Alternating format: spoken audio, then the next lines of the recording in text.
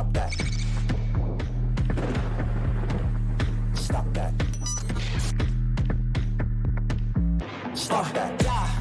I hear him chat to the noise. Move too quick, can't stop for the talking. I hear him chat with the walking. Just too sharp with the prize. White girls let it tell me I'm awesome. Yeah, hot like fire on the pan. If you wanna touch my please use caution. Cold like 0 degrees. I'm out the cage, gotta let out the beast. Revolutionary, gotta let out the streets. Locked in a cage, I'ma let out the sheets. We came for war, man, forget my peace. You take the west, I'll take on the east. I'ma put them in the cage, never let out the. Yeah, I hear him chat to the noise. Move too quick, can't stop for the talking. I hear him chat with the boys. Man so tough, but mans keep walking. Yeah, just too sharp with the prize. White girls, let it tell me I'm awesome. Yeah, hot like fire on the pan. If you wanna touch my please use caution. Stop that. Stop that. Stop that. I would say that Roy genuinely and generally struggles with public shows of joy. Princess Claire will bring joy out of him. Large amounts of alcohol will bring joy out of him. The Panthers hoisting the cup. It brought some joy. It thawed some of the stoicism. I wouldn't call that joy. I expected more. You're right. Yeah. But I imagine that after winning in Key West a championship weekend of weirdly fishing and barbecue, after winning the combination of things and being a champion in what I imagine was a very competitive thing. People take their fishing very seriously in Key West. So I don't know how many people were competing in this thing. But, Roy, you won the whole damn thing. How much of an upset is that? We beat legitimate Hall of Famers on the barbecue side, definitely. Guys like Tuffy Stone and Mo Kason, like the biggest names in barbecue over the last 20 years. Well, what does that mean? What Right. the Barbecue Hall of Fame or Hall of Famers of this tournament? Barbecue Hall of Fame. Where's that? I don't know what a barbecue Hall of Fame is. It could be anywhere in this country. I don't know. Next to the Hot Dog Hall of Fame that goes in? Somewhere Yeah. in the South, I would imagine. I'm just, Yeah, but beating those guys. You beat Tuffy? Yeah. Wow. Like, that's humbling right there. But is Tuffy still bringing his A game, or is it like Tuffy downside of Tuffy's Oh, no. Hall He's of bringing Fame his A career? game. His team actually won an award. Wow. A Cheeseburger in Paradise award. They actually won. So At this tournament? Yeah. So this is barbecue, fishing, and cheeseburgers. They didn't make cheeseburgers.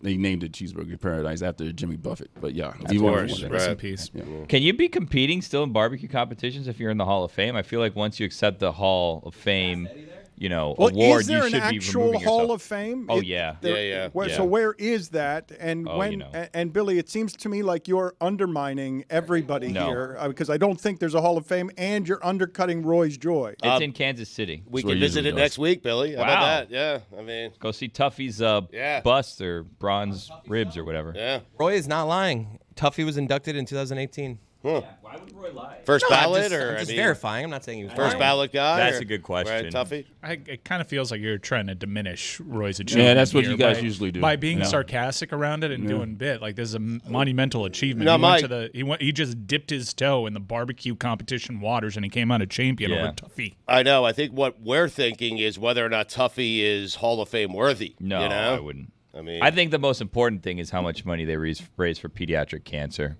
No, the most important thing is winning. I want to know on the pie chart, though, how much Meat Dave did and how much Roy did. Were you the sous chef? What was going on here? Well, the team was Dave Williamson, comedian. He has his own Meet Dave. barbecue podcast, Meet Dave. And He's Jody looking good Flanagan. in that upper body. Yeah, man, he's been starting lifting. to lift. He's been lifting. He's always been thick. Yeah, but no, he's now a he's got hoss, man. definition. He's got like Well, he's opening for Kreischer. That always helps too. yeah, he's got a little bit of like a meat bone definition about him. Like those lats are starting to poke out a little bit. Tank tops look good on thick Dave. like De Niro. Yeah, Jody Flanagan was also on the team. He's an actual wow. pit master. Me and Jessica were also on the team, so we did our own individual thing. Me, Jody, and Dave did the meets, and I mean, we're champions, man. Like, And how many fishing champions were there? Because like you're dealing with the barbecue Hall of Famers, and the fishing they take super seriously there. oh yeah, absolutely. Like we caught a whole bunch of fish. I caught 9 myself. A whole bunch of snapper. I caught a lemon shark. The entire team caught 2 sharks.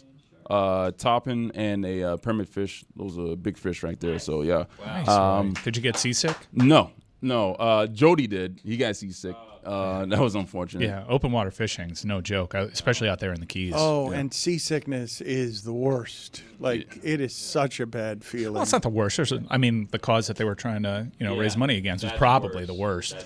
Actually, the legitimate thing is they got drunk the night before. And that probably didn't help. That's how it happens. Yeah, that's how it happens. Was Meathead Goldwyn there? Did not see him, no. Oh. No. 16 lobsters we caught on Saturday as well. He really boxed you in there. I mean, Well, it's just an asshole move. It's just a total asshole move. He's Like, right, I already though, I mean, did the dangerous pediatric cancer joke by saying winning the barbecue fishing competition was more important than raising money for it. And then he just boxed me in with assholeness. Like, just also reminding it the was audience just the of- smell of asshole that That's just what you were cornered doing, me. huh? Doing this for a Joke good and cause. Poor yeah. taste. Yeah, that's not something. Service I'm here to to the support audience, Roy. I'm right. proud of him because I too am made joyful whenever Roy experiences mass levels of joy. I'd say that his character has softened quite a bit in recent years, but yes, anytime that he shows immense joy like he did over the last weekend, I think that's cause for celebration. And the fact that he held his own, a part of a team that went up against Hall of Famers, Roy, look at me in my eyes. Sincerely proud of you, and I wish I had some of that barbecue. So how did the overall winner work? It was a combo of like the fishing and the barbecue? Yes, sir. All the points together. Now, That's how we won overall. Was Jessica a judge? No, she was a part of the cook team. That would have Wow. been unfair. Two champions amongst inside us. job. Yeah. Oh, you brought the trophy. She was a part of the cook team, Yes, she was a part of the cook so team. she wasn't fishing? No, she didn't fish. No, she was just a part of the cook She team. posted the picture that Halliburton posted, though, as if she did nothing. Because, Halliburton was like, won a gold medal with, the group project, got an A, didn't do anything. I think she was. Well, no, that she person. did everything that we asked her to do. So, yeah, she was a part of the team. Well, I mean, seems like you just sent her to the kitchen, which Right. is just really poor optics. I mean, I don't know what Bane would say, but yeah, I guess so. Congratulations, Roy. Hold up your trophy proudly there. I hope the fish were bigger than that trophy. It's a They terrible didn't hold back. trophy. They didn't really hold back on the trophy, did they? Grand champion. What kind of budgets are they I guess working with? Tuffy got an appearance fee. That's Well, what. the That's what money I'm- goes to cancer. Guys. No, actually, no. There was a bigger trophy, actually. For losers? No. We showed a picture of For it. cancer, Billy. No, but that's like a traveling trophy. Yeah, Can't this give is- anybody the Not for cancer, but we're going to give him a trophy cancer. instead. There's a this bigger one. There is- was one with a fish head on it that Yeah, I saw. exactly. There was one with a fish head on it and 3 lobsters on top of it. Oh, what's that? That's the cheeseburger award? Yeah, that's the overall award. Right So it's like the same. Well, you just said you Yeah, won the but yes, overall yes. award, didn't you? Say again? Didn't you win the overall award? Yeah, but he The doesn't get to entire keep the team. trophy. Yeah. Like he Meet gets a Dave plaque. gets that. Barbecue division, Billy. It's a combination barbecue, fishing, all Wait, of it, no. So yeah. your team gets that award, and then you each get individual little plaques. Yes, our names go on there, yeah. Wow. The event runners keep the trophy. Like the cup. Congratulations, Roy. We are genuinely happy for you because you did look like you were having just the time of your life this week. Oh, absolutely. I saw something this weekend that I don't know if the rest of you saw it, and we'll get to the events of this weekend because there's a lot to talk about. But we did want to celebrate Roy's joy with him. And it's a fun trip for him and Jessica to have made. Super sunshine in paradise. Like, it looked like a lovely weekend. It was raining. Thank you for sharing. Guy Doesn't stop. Fieri's It doesn't stop. Guy man. Fieri's in the Barbecue Hall of Fame, Wow. 2012. Deserving. First ballot guy. Has to be, right? Barbecue? So's Henry Ford. Guy Fieri? Barbecue? I think Guy Fieri maybe is a cook. I don't think of him as a barbecue Hall of Famer. Well, Henry Ford invented cars or whatever, so I don't know why he's in there. He's a part of helping make charcoal, I believe. Guy Fieri? No, Henry Ford. The thing that He invented charcoal? He and the guy from the Sorry. Kingsford brand, they kind of helped. Well, that We've makes sense. done this so many times, like ridiculous how easy it was to invent things back in the day. Nobody knew anything. The thing that I saw this weekend that made me laugh the most, though, involved Chris Cody, and I don't know if the group knows what it is that I was laughing about. Christ, man, after last week, we're just going to start right here. Okay. Well, we've We got started already. as well as with the Sueys today. We've got some Dolphin interviews from camp. We're going to be doing that all week. We're going to finally air all week all of the interviews where you can watch how uncomfortable Chris looks being right in the face of a bunch of giant people and uncomfortably close to them. But what I saw happen this weekend that made me laugh is we went, I'm not going to say viral, but we got aggregated last week on a couple of things. I don't even remember what it is that they were. But the thing that was delighting me is that other entities on YouTube turned the aggregate stuff into their own content. So it might be me and Amin talking about X, but on the screen with no explanation, large as can be, is Chris Cody playing with his drawstrings. And everything that's being talked about, there's no explanation. They're referencing the commentary that's in the lower right-hand corner of me and somebody talking about something, but giant on the screen is Chris Cody, large as can be, large and in charge while playing with his drawstrings, and there's no explanation for why it is. He's 10 times larger than the people talking about the content that was being devoured. We're back. The college football that greeted us this weekend, Stugotz, the funny micro part of it is legitimately funny what happens on first drive sometimes when you have an entire offseason to prepare for an opponent. Like both teams with their scripted plays went right up and down the field on each other, and then the rest of the game, FSU couldn't run the football at all. After that first drive, I was convinced that Florida State was the best team in the country. Yes, that happened this weekend with a lot of people, and I thought that the coolest part of this weekend, Stugotz, because so much of sports is filled with yelling and blame and arguing, and sometimes, the great moments in sports transport us and we enjoy them together. But it's really rare for sports to just arrive and everyone's hugely grateful as if they've been dying missing something. You do not get what happened with the return of football, even the collegiate form, even though there was one game of importance this weekend, and everything else was just betting action. I think there are 31 games on Thursday night, 31 Division I games on Thursday night. But the return of football came with so much public gratitude that it caught me off guard a little bit, even though I know people love football, but I think of it as pro football. And what's happened is the expansion of the weekend. No, you guys like the escape of all of it. It's no longer just Sundays. You were happy that football was back in any form, that it started at noon, that game day was back, that McAfee was getting drunk in Ireland and making it look like a huge fun party, as it should feel like a huge party. And it just seems rare in this day and age to see just simple gratitude, the way the poets talk about baseball when they're Kirchin's age, but this being like all over the place, people just really excited and positive on social media for the return of something. In this country, it might be antiquated thought because it's commonly referred to as the four major sports. They say pro football, pro basketball, pro baseball, pro hockey. I don't think that's exactly accurate, and I'll tell you why. I think college football is quite easily the second biggest sport in this country next to pro football.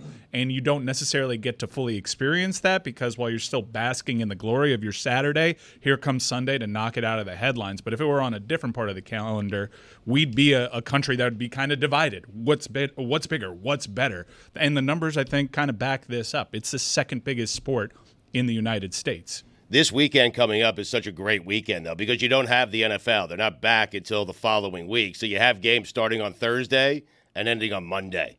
Like, it's a great weekend for college football. I will say this. We need to start college football in the United States. I don't like this. Like, Dublin has – Dan, I am serious about this, okay? Start your season in the United States, end your season in the United States. I don't want to hear about it. Dublin does not deserve to get college football's opener. Okay, they don't. And baseball, same thing. I don't want the season to start in China, end in the United States. I want it to start here, end here. Japan, wherever they're playing games. I don't want it. There are sports. Why are we giving the start of our seasons away to different countries?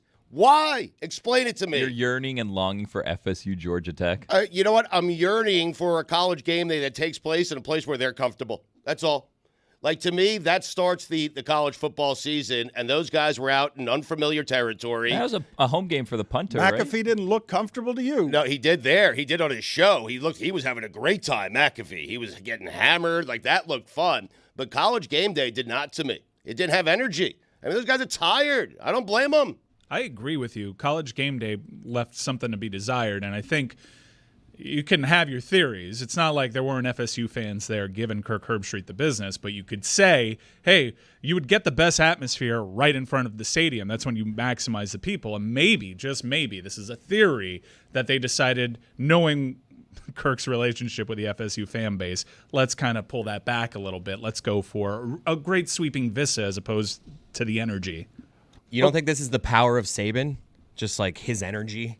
It's going to be toned down now. We're going to be serious. I don't know, because he's not like a guy. Suck the energy out of it. He's like it. the opposite of Pat. I'm interested to hear what he says, but he's the opposite of Pat McAfee in terms of just looking energetic. He got high marks for what he was doing. I saw some clips I liked. Yeah, I enjoyed his perspective. I did take issue with one segment where they let Nick Saban speak for this upcoming NCAA ruling. I say that in air quotes because you have a collectively bargained thing that's not collectively bargained. And he's just carrying water for the NCAA because he was brought in by Ted Cruz to speak on the merits of, kind of bringing this back to the way that it was. And there wasn't a single dissenting voice on the dais. Keep in mind, I don't know how that got aggregated for me because I tweeted my thoughts on it. I guess because Ted Cruz was included in my tweet, people thought it was political. No, I'm just stating a fact. If you don't know that Nick Saban spoke to Congress as an invited guest about Ted Cruz, I'm not taking a political stance. I'm just showing you whose side he is very clearly on.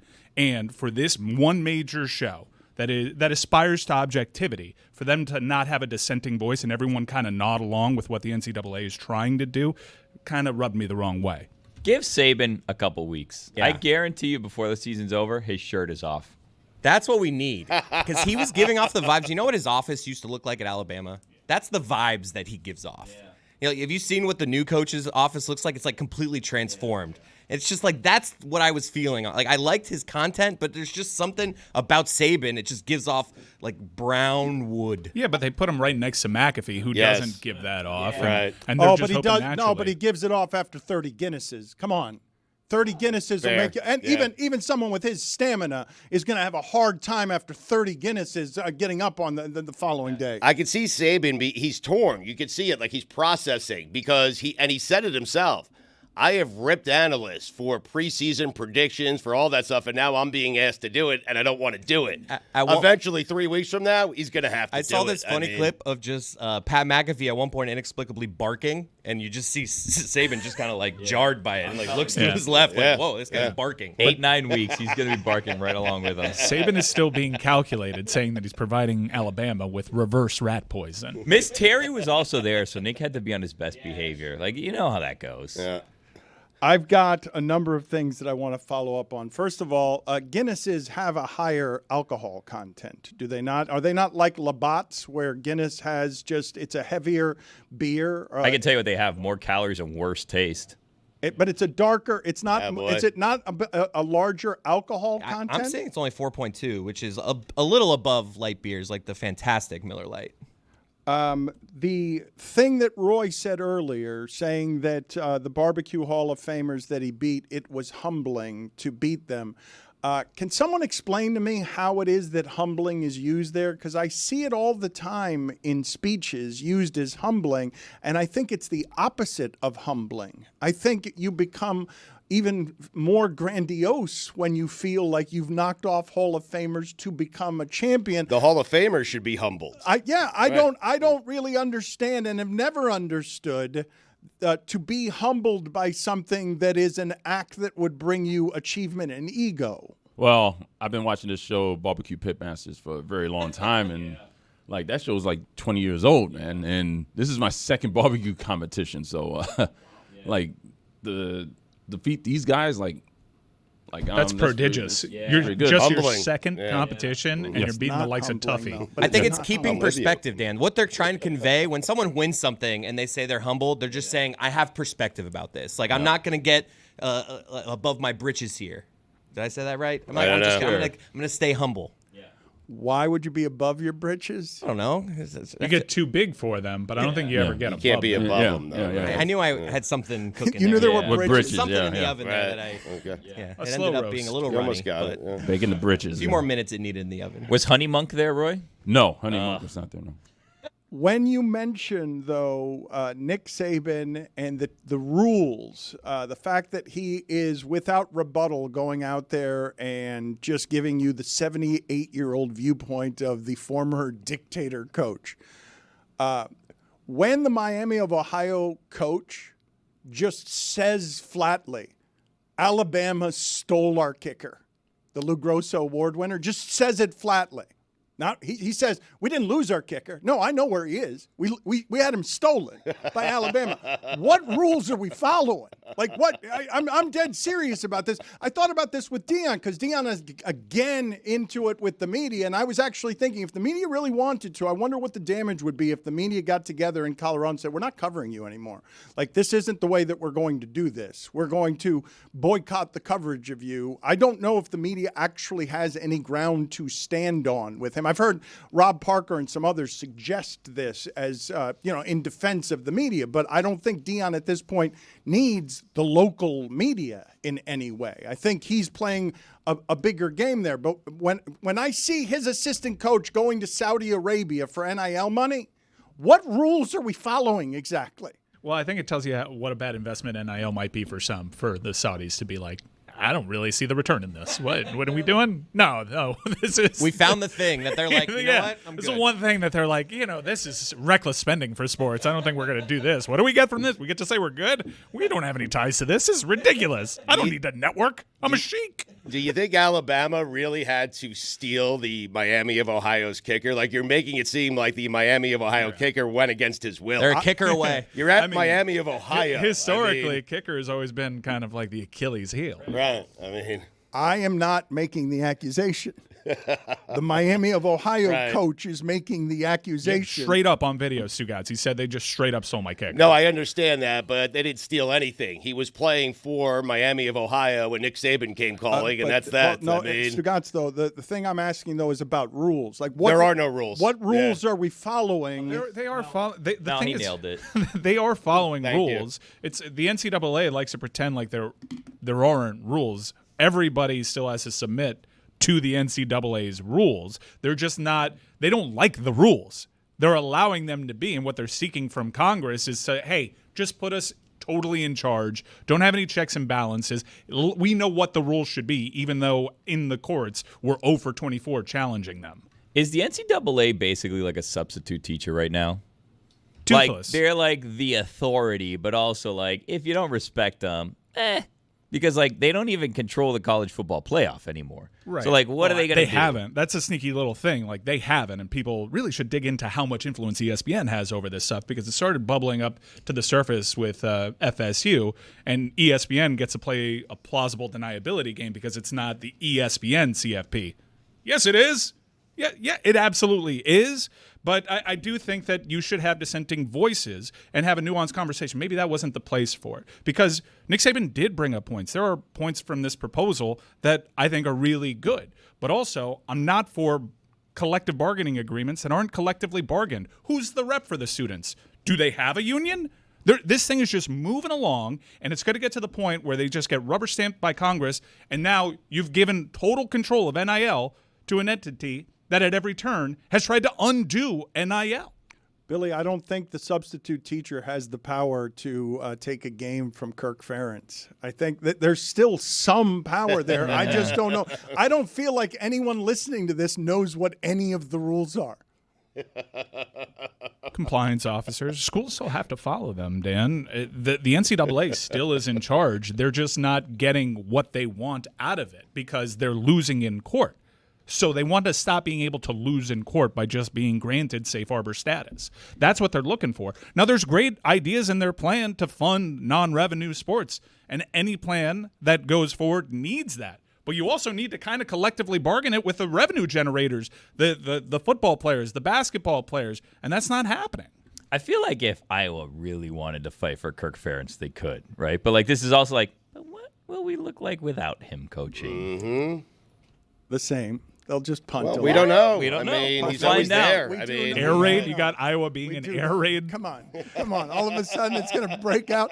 It's going to be 6 wide receivers running in all directions. Chris Cody, at the end of this segment, we're going to go out to Dolphin camp again, as we are every day this week in the local hour, to give Miamians some of the voices and players that they care about headed into football season. What do you know about the Jaelan Phillips interview that we're about to play here at the end of this segment? I know that he was wearing short shorts in it. I know that at some point him and I discussed that. I know that we talk a lot about his injury, and we talk about his family, his support system, all his rocks, and it was really good. He's another one that there wasn't one that I walked out of being like, this was bad. He was good. Okay, so we will get to that in a second. One of the things that I'm always amazed by, Stugotz, as athletes continue to get bigger, stronger, and faster, is a person like this, when you sit next to them, you're just sort of floored by the size and the scope of the athleticism. I know we like to criticize athletics because we played in high school, or we have opinions about that feel like sometimes professional sports, we cover it as if it's Little League. But the amount of time and effort and science being put into making these people giant machines, Stugotz. When I talk to baseball people, for example, my age of guys playing cards in the clubhouse, that's gone. Guys are working on their adductors. They're getting eye tests. Like, it's all science, and the intensity of it is nuts. Like, these guys are not going out drinking every night when they got a 162-game season in baseball. Like, what's happening now in the clubhouse is just a meticulous, obsessive science of crazy.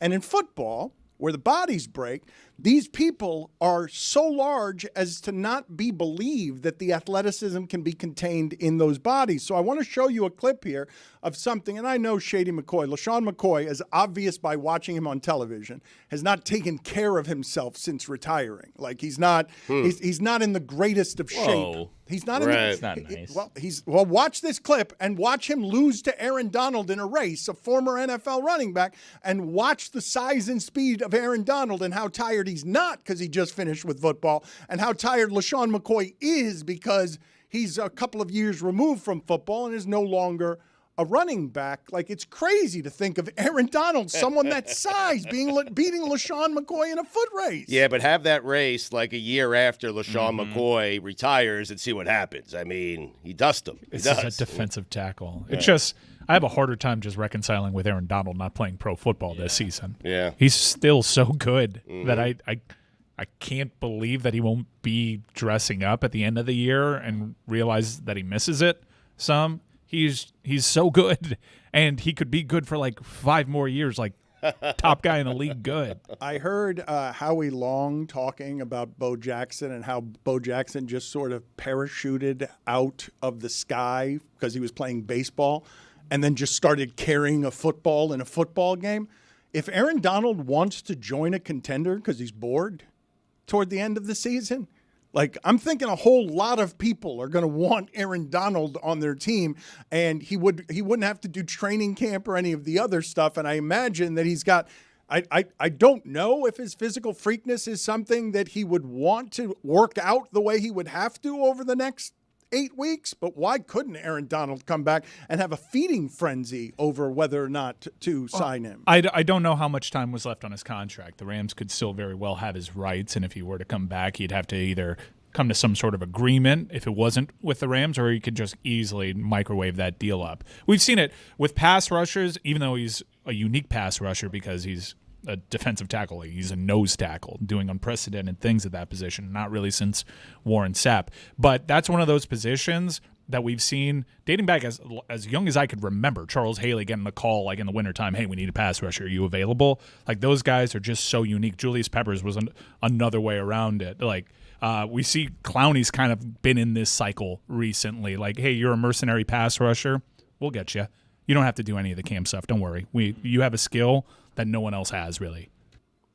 We'll get to the Jaelan Phillips interview in a second, Stugotz, but let me just play a clip for the audience. I believe if Aaron Donald does come back, he would have to play for the Rams. So it's going to be interesting to see if they're contending late in the season if he wants to make a little run. If he's bored and wants to make it back, it would be fun to watch. But the size of Jaelan Phillips, the speed of Jaelan Phillips is obviously how many Jaelans do the Dolphins have? Is it 4, 5? They've got an assortment of Jaelens. No one who has thighs like this, though. I mean, Here is Jaelan Phillips just talking about when he was injured, because it's so hard, Stugotz, when your body betrays you and your body is the thing that supports the entire economy around you. It can be heartbreaking, but I was surprised to see and hear how positive he was immediately after what has been a wreck of an injury for a lot of guys. What would you describe as the worst of it, where you got doubt and heartbreak because you've climbed all the way back from something? Never mind that it's a death sentence, just you rely on your body for your living. So when it betrays you, you're never expecting it. You guys all feel bulletproof, even though what you're doing is dangerous. Yeah, no, that's very true. I mean, I think the most devastating part was when it initially happened. But pretty quickly after that, I just knew that if I didn't have the right mindset, then it could swallow me up and I could like really get in a negative headspace. And so literally like 20 minutes after it happened, when I got into the shower by myself, I'm just sitting there, and I just had a moment I remember distinctly where I literally just like thank God. I said thank you for this opportunity, because it's going to make me stronger at the end of the day. And so I know I'll get over it. I know it'll take some time. It'll be frustrating, but ultimately I do feel like it's all a part of the plan. And what's a good story without a little drama? So 20 minutes afterward? 20 minutes afterward, instead of feeling sorry for yourself, you're conscious about adjusting your mindset. Yeah, I had to, because at the end of the day, I'm the only person who can control my mindset, right? Everybody can be around me trying to lift me up and trying to be positive for me, but at the end of the day, if I'm not positive with myself and I don't have, a positive mindset, then I'm not going to be able to heal properly. I'm not going to be in that right headspace. So, I pretty much instantly, and thankfully, I dealt with some injury and adversity before, so this time around, I felt ready for it. He just kind of touched on the injury and adversity before. That guy sitting there, a specimen coming off an Achilles injury, he just kind of glossed over. He almost medically retired at UCLA because his injuries were so bad. When that injury happened against the Jets, I was watching thinking, like, there's a genuine shot this is the last time we ever see Jaelan Phillips on a field because of all the other injuries that he's had to overcome. And I don't know. I'm not a Dolphin fan. Is he not even starting the season on the PUP list? Like, he's ready to go? He thinks he's going to be ready for game one. That's insane. Yeah, it is nuts. Chris, how did you feel about how you looked there? You weren't too close to him. You calm, cool, collected. It was awkward, but not as awkward as some of what it is we had fun with last week. It was still awkward. That was the first one we did, I believe, too. But, I think Tua just made me nervous. I think the rest of them you're going to see smooth sailing. I think with each passing one, you got a little bit closer until we got to Tua, and then you were sitting on him. I mean, where did Tua rank? Like, where was he on the timeline of the interviews for that day? Oh, yeah. So you were cool, and then you got to Tua, and then you got nervous. The rare, yeah. It's Tua though. It's Everyone a quarterback. Else, it's QB1. Right. Yeah. Look at that smile. I'd cower. Billy, you said earlier that you and Stugotz are going to be in Kansas City next week. What is God Bless Football going to be doing in Kansas City next week? Oh, we're going to be there. I don't know if you heard, Dan. NFL season kicks off next week. Yeah. Chiefs, Ravens. We're going to be there. We're going to be covering it. Part of DraftKings coverage that day. We're going to be there. Come check us out. I believe, I don't know if I should say this, I believe we're going to be in the parking lot live covering, all things football that day. We're going to be there. We're going to record our episode. Gojo and Golick are going to be there also. And then there's going to be a 3-hour, I don't know if I should say any of this, there's going to be a 3-hour pregame show that's going to be going on. It's going to feature a lot of people out there. We're going to be part of that. Why shouldn't you be saying this? Well, I don't know Shouldn't we what's be out promoting? and what's not out. Exactly right. Yeah, Well, but you're the one who volunteered Lips are you were going to be sealed in Kansas City. No. I said that? You said it in the first segment No, today. I said the Barbecue Hall of Fame's in Kansas City. No, you said you were going to be in Kansas City. No, I Stu said we could check it out. Yeah. When you say there's a bunch of people for this pregame show, can you give us any teasers? No, the who's who of the what's what. All right. Yep. Well said. All right, good promotion as always. God Bless Football, a rollicking joyride. You should check it out when it gets to Kansas City. Details pending. Really proud of us for talking about the Florida State Georgia Tech game and not mentioning once that Florida State lost that game. Really, we didn't harp on it at all. Number 10 ranked FSU that spent What the doesn't entire matter offseason. anymore? You can lose whenever you want. Well, It doesn't no. make a difference. Spent the entire Ridiculous. offseason complaining about what was owed to them, and they come out and they lose to Brent Key's Ramblin' Rack. But Billy is so right. That's one of the things that has changed. You can no longer say, and I said it anyway, if you're going to lose early. It doesn't matter. It doesn't matter anymore. Lose whatever the hell you want. Just don't lose more than twice. Exactly. Big Ten and SEC must be looking at themselves like, man, we got to get our hands on that team. If you're That Alabama, FSU you can lose team. 4 times and still get in. It doesn't make a difference. That's true. I continued my ACC scout to Reno, Nevada, to see how SMU would treat their first game as a member of the ACC, and that one was a little touch and go. Not great. Put it on the poll, please, Juju. Was McAfee a rambling wreck? That was a lot of fun, that football game, and I will tell you again, I am truly amazed at what happens when you have an off-season of preparation for your first drive. Because Florida State ran the ball in a way that I'm like, oh, what everyone was saying, yeah, their offensive line is too big. It's going to be too big, and that's what the analysis was of everyone but Seamus. Seamus killed it. Seamus killed it. As I think Saban co-signed on the notion that FSU had the best defensive line unit in the nation. And they run the ball so easily on the first drive. I didn't look at the final numbers, but I'm guessing if you take the first drive out in terms of rushing attempts, that Florida State probably had fewer than 2 yards a carry in that game. Couple glaring issues. Their quarterback doesn't seem to want to throw the ball downfield, and when he does so inaccurately. It was so dink and dunk. But let's get now, without further ado, Stugotz, to this Dolphin camp interview with Jaelan Phillips. Do you judge me because I'm complaining about sweating when I'm walking from my car to, I walked 50 yards.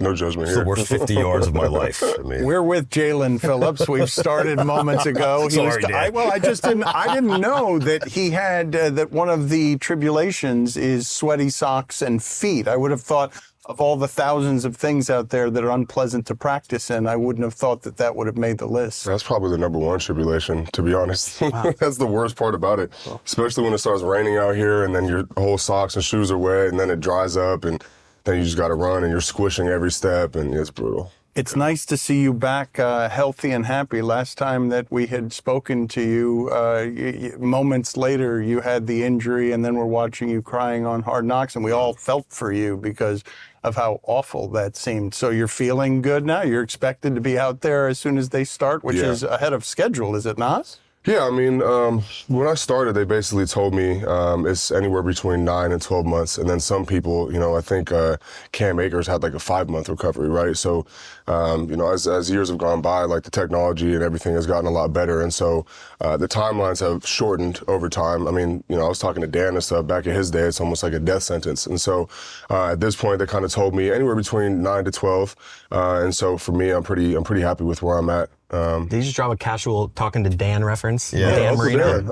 Uncle Dan. Right. Yeah. What would you describe as the worst of it, where you got doubt and heartbreak because you've climbed all the way back from something? Never mind that it's a death sentence, just you rely on your body for your living. So when it betrays you, you're never expecting it. You guys all feel bulletproof, even though what you're doing is dangerous. Yeah, no, that's very true. I mean, I think the most devastating part was when it initially happened. But pretty quickly after that, I just knew that if I didn't have the right mindset, then it could swallow me up and I could really get into a negative headspace. And so literally 20 minutes after it happened, when I got into the shower by myself, I'm just sitting there and I just had a moment I remember distinctly where I literally just thank God. I said, thank you for this opportunity because, it's going to make me stronger at the end of the day. And so I know I'll get over it. I know it'll take some time. It'll be frustrating, but ultimately I do feel like it's all a part of the plan. And, what's a good story without a little drama? So 20 minutes afterward? 20 minutes afterward, instead of feeling sorry for yourself, you're conscious about adjusting your mindset. Yeah, I had to, because at the end of the day, I'm the only person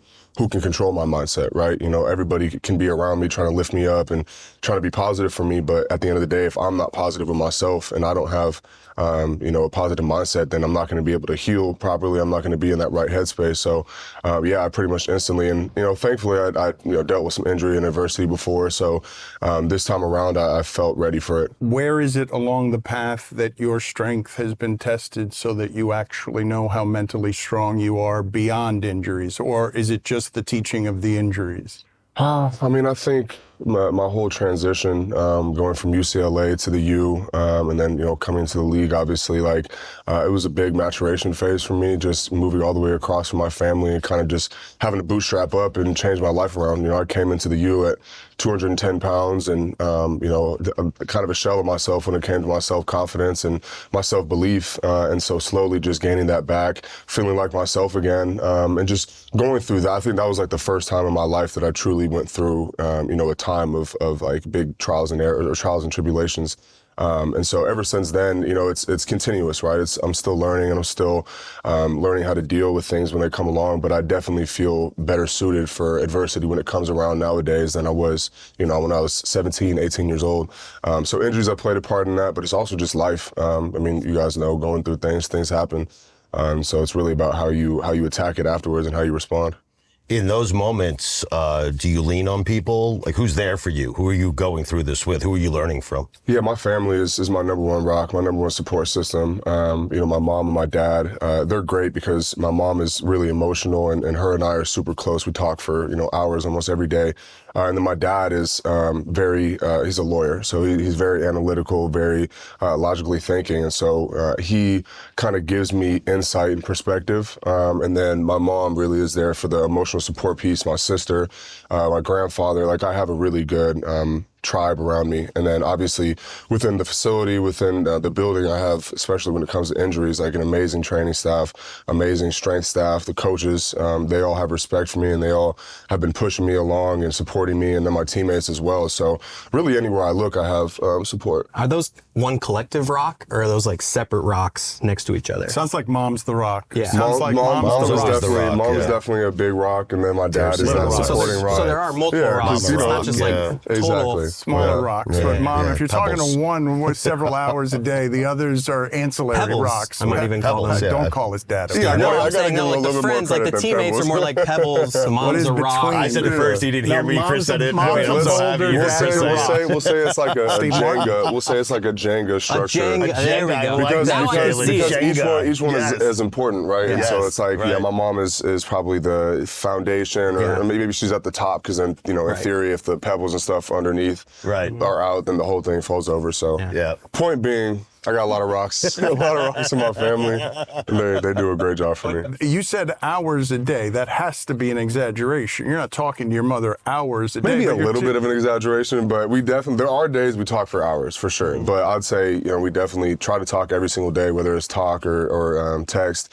And when we get on the phone, it's at least an hour every time. So hours might have been an exaggeration, but So explain to me where they are along your path on support, because the best part of these rides, right? You've told us before about how meaningful all of this is to you, doing it in Miami, being a part of the things that have happened to you in Miami. The best part of some of what it is you do is being able to share it with others who get the view. I imagine your parents didn't quite have the mindset 20 minutes after your injury that you did, because they were heartbroken for you, because they know how much you care about this. Yeah, absolutely. They were all there too, my mom, dad, and sister, and they came down the tunnel afterwards, and I think they were just more concerned about me. Obviously they were disappointed. They don't get to see me anymore, and they love watching me, and they support everything that I do. But I think my mom especially was more so worried about how I was feeling. And I think me coming out of the locker room with a smile on my face, telling them this is going to be okay, I think that really eased their mind. That's super unusual in your position.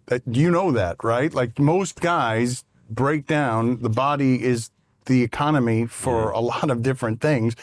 People don't rebound as quickly as you do mentally. That's not normal. You know this, right? Yeah, I guess. I don't want to I'm not tooting my own horn, because frankly, I've had my ups and downs. I'm not going to act like I've been perfect through this whole time or anything, but I do think that my prior experiences and obviously the support system I have and what they've taught me since I was young, I think has really kind of molded me and adjusted. My dad, like I said, he's the analytical one, so he's really helped me with mindset wise, just not worrying about things that are out of my control. And with this Achilles, it happened, right? So I can't change it. I can't do anything about it. So at that point, it's my decision whether I cower or not cower, but whether I just like wallow in self-misery or if I like bootstrap up and really just attack it with a positive mindset. So that's what I chose to do. When you were young, did you dream of being a musician or an athlete? Like, what were you dreaming as a career? First, I wanted to be a lawyer, like my dad. I wanted to go to Stanford and get like an academic degree. I really didn't think about sport. I played sports. I played travel ball, baseball, football, a little bit of basketball here and there, but I didn't really start thinking about football as a career until I started getting offers in high school. And that's when I was like, okay, maybe I can actually do something with this. And then the music really came back into my life when I retired from UCLA and really thought I was done with football. So then I had to figure out what I was going to do with my life and figure out what my identity was outside of football. So that's when it kind of, became real for me in the music sense. And then, with football, kind of like I said, once I started getting offers, started having aspirations, like, okay, maybe, I'll go to a big college and go to the NFL. And then especially after my senior year, ranked #1 in the nation, coming into UCLA, I kind of just assumed that, I'm going to continue on this linear path, go first round, do all that stuff. And so it was a shock. It was definitely kind of a big eye-opener when things didn't go that way. But I think it was a blessing at the end of the day because it just made me so much more like rooted in myself as a person outside of football and outside of what I do. Chris and I are making faces over here because the choices. I mean, certain kind of athlete that's just like, oh, I just got this D1 scholarship. Oh wait, I guess I'll consider football. Well, not only now. that, professional athlete, and if that doesn't work out, lawyer. Yeah. Just real slacker. My family is high achieving. My sister just graduated from Harvard Law. She's going to be working in a big firm in New York. Smart rocks. Yeah, smart rocks for sure. So yeah, I was dumb as rocks. I thought it was dumb as rocks, not smart rocks. I just knew whatever I was going to do that I was going to be the best at it and always achieve to be more than average and try to do something great with my life. Put us in the bathroom when you found the iguana in your toilet. Just put That's a crazy way to start a sentence. Put us in your bathroom. Close to you in your bathroom. You said when I found the iguana? Yeah. So my girlfriend at the time had called me, and it was like right after practice, and I think she texted me. She was like, "There's a lizard in the bathroom. Like, I have to call like an exterminator, this and that." And I'm like, "It can't be that bad, right?" She didn't send a picture or whatever. So I get home, and she was like, "It's in the bathroom," and she had put like a towel underneath the door. And I'm like, still, it can't be that bad. I took a peek. I said, hell no. This is not for me. Like, I'm kind of squeamish when it comes to like reptiles and bugs and stuff like that. And so I saw him poking his little head up. Not little, he was kind of big. He was like this size. Like, he wasn't like a biggest iguana in the world, but he was not small. And so yeah, he was chilling in that bathroom in the toilet, making it his home. I'm like, shit, he can have it, honestly. I'm cool off this, but called the exterminator. He came through. He handled the business. But what's the backstory? She gets to the toilet and is about to use it, and that's the worst nightmare scenario. An snake would be worse. But a snake would be way worse for sure. No, I don't think she like got caught using it. I think she just like opened it, or maybe my cat was like freaking out or something like that. Sensed it, right? I'm gonna hope it was my cat, because like what is he worth other than that? If he's not sniffing out danger for me. Squeamish around bugs. What are the bugs that we're most likely to walk into your house? You've seen one, and now this giant. Yes, right up there, standing on a chair. She scared me. Standing on a chair.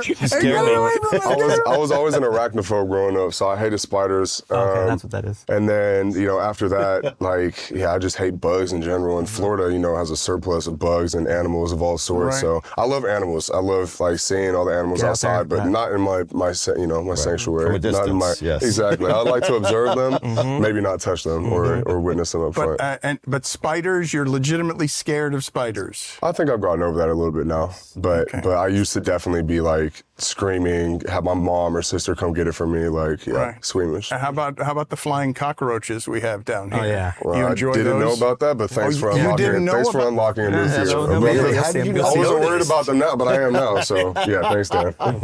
Thank you for being on with us. We appreciate the time with you, and we are really happy. It's been a pleasure to watch your work at both Miamis, and we're very happy that you're pass rushing again. He's interested in being an audio engineer, Dan, and we have an internship available. I mean, do you? What do you think? Yes. I'll get you guys right. That's how Ryan Clark, Soundboard, Ryan Clark, while he was playing for the Steelers, now that was ESPN. It's not Metal Arc Media, but if you want to be an audio engineer, we're there for you.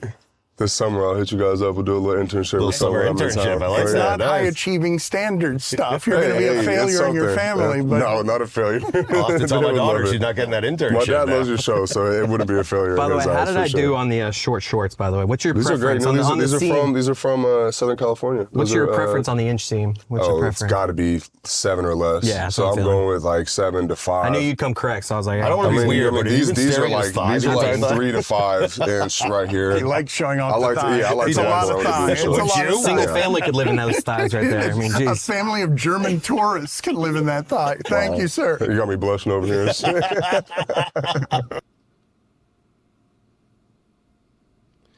Aaron Donald's locker is fully intact.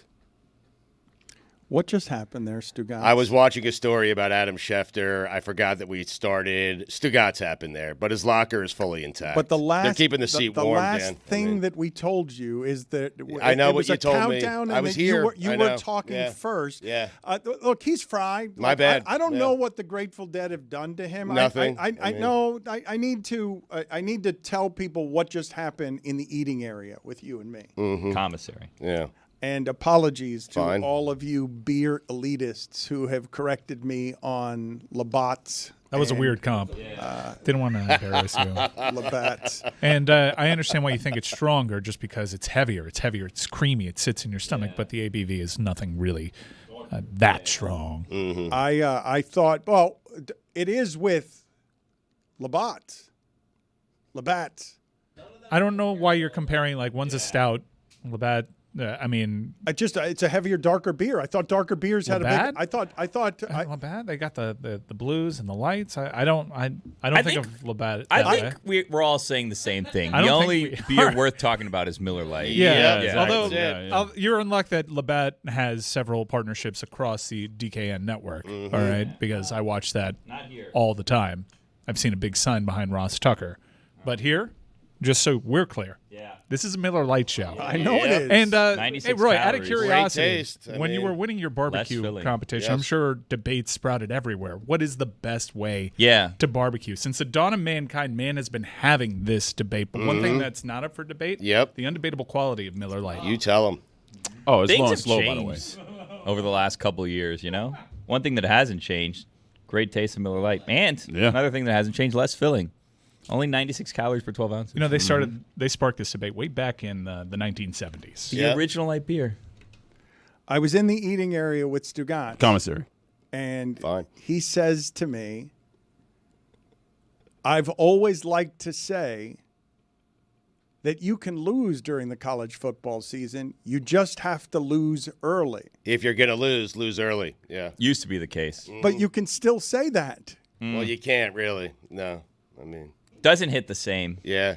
Just don't lose 3 times. Is Yeah. really. It doesn't matter when you lose. I mean, If you lose too early now, you could say, I guess. right. There was a charm with losing the first week game, you know? It was like your season was over. I didn't even feel bad for Florida State. Like their season is they still have plenty to play for. Oh, but their season is over because their quarterback's not good enough. Like that, you can't. They're not going to dink and dunk their way to anything. Like their season is over. Time will tell. I mean, That is it's not because their season is over because they lost that game. It's because that game reveals to you that they're not going to be that good. Their quarterback is why they were undefeated last season, and the reason they weren't in the national championship game is because their quarterback got hurt. Right. And they replaced that quarterback with a quarterback who wasn't that good at Clemson when people were hoping he'd beat Trevor Lawrence, and he was okay at Oregon State, but he wasn't great. Like, we know what that quarterback is, and it's not good enough. Last week, their collective went on the record with a media company that escapes me, but they were asking for their approach when it comes to NIL, and they said, our NIL spend is 70-30. Why waste all this money on a high school kid if you can just spend it in the portal with more known commodities? Whether they knew it or not, like that is already getting circulated by all the other coaches and showing that to every high school parent that there can be about how you approach recruiting. I do think that for 2 years there was validity to their argument, which is, look at us. We came all the way back because we hit the portal. But if you don't back up the portal with a recruiting base and actually have kids develop in your program, you can have a house of cards situation, which I think Florida State has, because you're only as good as your ability to close top-level talent in the portal, and that can change year to year. It wasn't as strong a portal this year as it was previously, and they got really juiced up on a bunch of guys that came from big programs like LSU and Alabama, but weren't actually playing in these programs, LSU and Alabama. They just figure, oh, you weren't getting an opportunity there. You can be the player that you truly are capable of being here, and that's not always the case. Stugotz, you say that it's better to lose early, but Miami in 2000 lost to Washington in week 2. What would you say about that? No, but Roy, you can no longer say it because 12 teams made the playoff. So, I mean, doesn't matter. It's not 4 teams anymore. It's not 2 teams like it used to be. It's 12 teams. I mean, Florida State could very well still make the playoff. There also, Stugotz kind of touched on it very briefly, and we moved away from it. There was a great feeling about losing early and knowing your season was done after week 1 or 2, right? Because then you just knew, you know what? Let's just enjoy the rest of this ride. There's no pressure. We're not going to make the playoffs. We're not going to play for the national championship. Let's just ride this out. Let's enjoy this. Let's enjoy the team, the coach. Let's just all go for this ride together. And then best case scenario, we win out, and then we complain about being shafted at the end of the year because we lost week 1 and it didn't matter that much anyways. This happened to me in bowling, where I'm trying to get a perfect game, obviously. I had one game where I opened the first frame, and it took all the pressure off for the perfect game, and I got striked out the rest of the way. So I had 11 straight strikes. I ended up with 279, my best game ever. But it was all because that first game, I got the loss out of the way early. Wow. No pressure. What'd you get that first frame? A 9 open. Ooh, wow. Yeah. That'll kill you. If I make fun of you, Stugotz, for doing what a lot of people did on the opening drive of the college football season, and everyone, you should have seen my phone light up with everyone saying, whoa, FSU's going to be good. Look out. Like, because they just kept running the ball 14 yards at a time, and everyone had that reaction. And now I've pulled in the other direction after 4 full quarters of seeing something that didn't look like that. And I'm like, yeah, their season's over. They're not good enough. But I don't believe in Georgia Tech. I believe that Georgia Tech is just another team. However, I am prone to being wrong here in a number of different ways because I don't know who's in the ACC. I don't know anymore. Like, if we did a quiz right now on where is everybody, like where's California, I'm guessing that Stugotz is going to take a lot of guesses before he arrives at where is California playing football this year. Big Ten? ACC. Oh, man. Cal, Stanford, ACC, SMU fought like hell to get in the ACC, get in the ACC, fought like hell to win a game at Nevada. So nothing on Chris's bowling, huh? I mean, I've got nothing on that. It does take the pressure off. I'm sure failing to get a strike on the first one is going to make it so that we all settle down. We just all realize that there's going to be more pressure on the last one than there is on any roll you have before that. But if I bowl 7 straight to start, my knees are shaking. Of course. On that 8th frame. Yeah. Right, yeah. Wow, it's crazy how that one pin, a 9 open, cost you, 21 points? Crazy. Yeah. I think Georgia Tech's going to be solid this year. I think they're going to improve year over year under that head coach. They're finally starting to recruit. If you look at the commitments, they got a 5-star commit there. They're starting to recruit an area that you could argue has the best high school talent in the nation in Georgia, and they've never run a style that kind of was enticing for the local talent to play in, and now they are. And they got a good head coach. They have a veteran quarterback that is the worst type of quarterback that you can go up against, which is an experienced guy that can also run the ball. I don't think on defense they're really that good. Their defensive line looked really good, but I think they were aggressive, and then they grew into that game because they realized, Uyunglele is not going to actually throw the ball downfield. We can actually be aggressive with our blitzes and get more pressure on this guy. But that is a secondary that you can make an argument in Georgia Tech was the worst secondary in the ACC last year. Just to be clear, I do think that Georgia Tech is going to be improved, and I do think Georgia Tech is going to be relevant. I just don't think they're one of the best 12 teams in the country.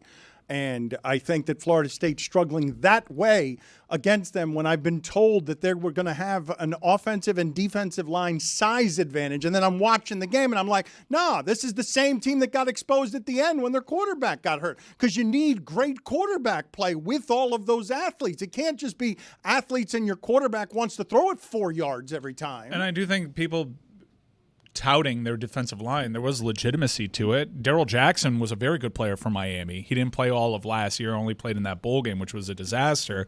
But they were attacking Darrell Jackson, And I'm not going to lie to you and say Darrell Jackson's a bad player. I don't know what happened there. This is why, though, I'm making the assessment I'm making, which I can be accused of the overreaction. You can complain about the offense all you want in that game. That was 3rd and 17 late. All you got to do is hold them to something that isn't a screen pass for 12 yards. Like, that's 3rd and 7. Georgia Tech gave you the game back by going backwards 10 yards. And all you need to do there is just 3rd and 17, they're not going to throw the ball down the field. You need to get them out of field goal range and keep them out of field goal range. We are back. Yeah, Dan, you're overthinking this. Stugotz pointed it out. I mean, this is early, and it's just one loss. Right. Florida State gets right back out there for the second game of Week 1 next week, and they who do they take on? Boston College, I believe. Boston College, yeah. This Boston is College. who scheduled this?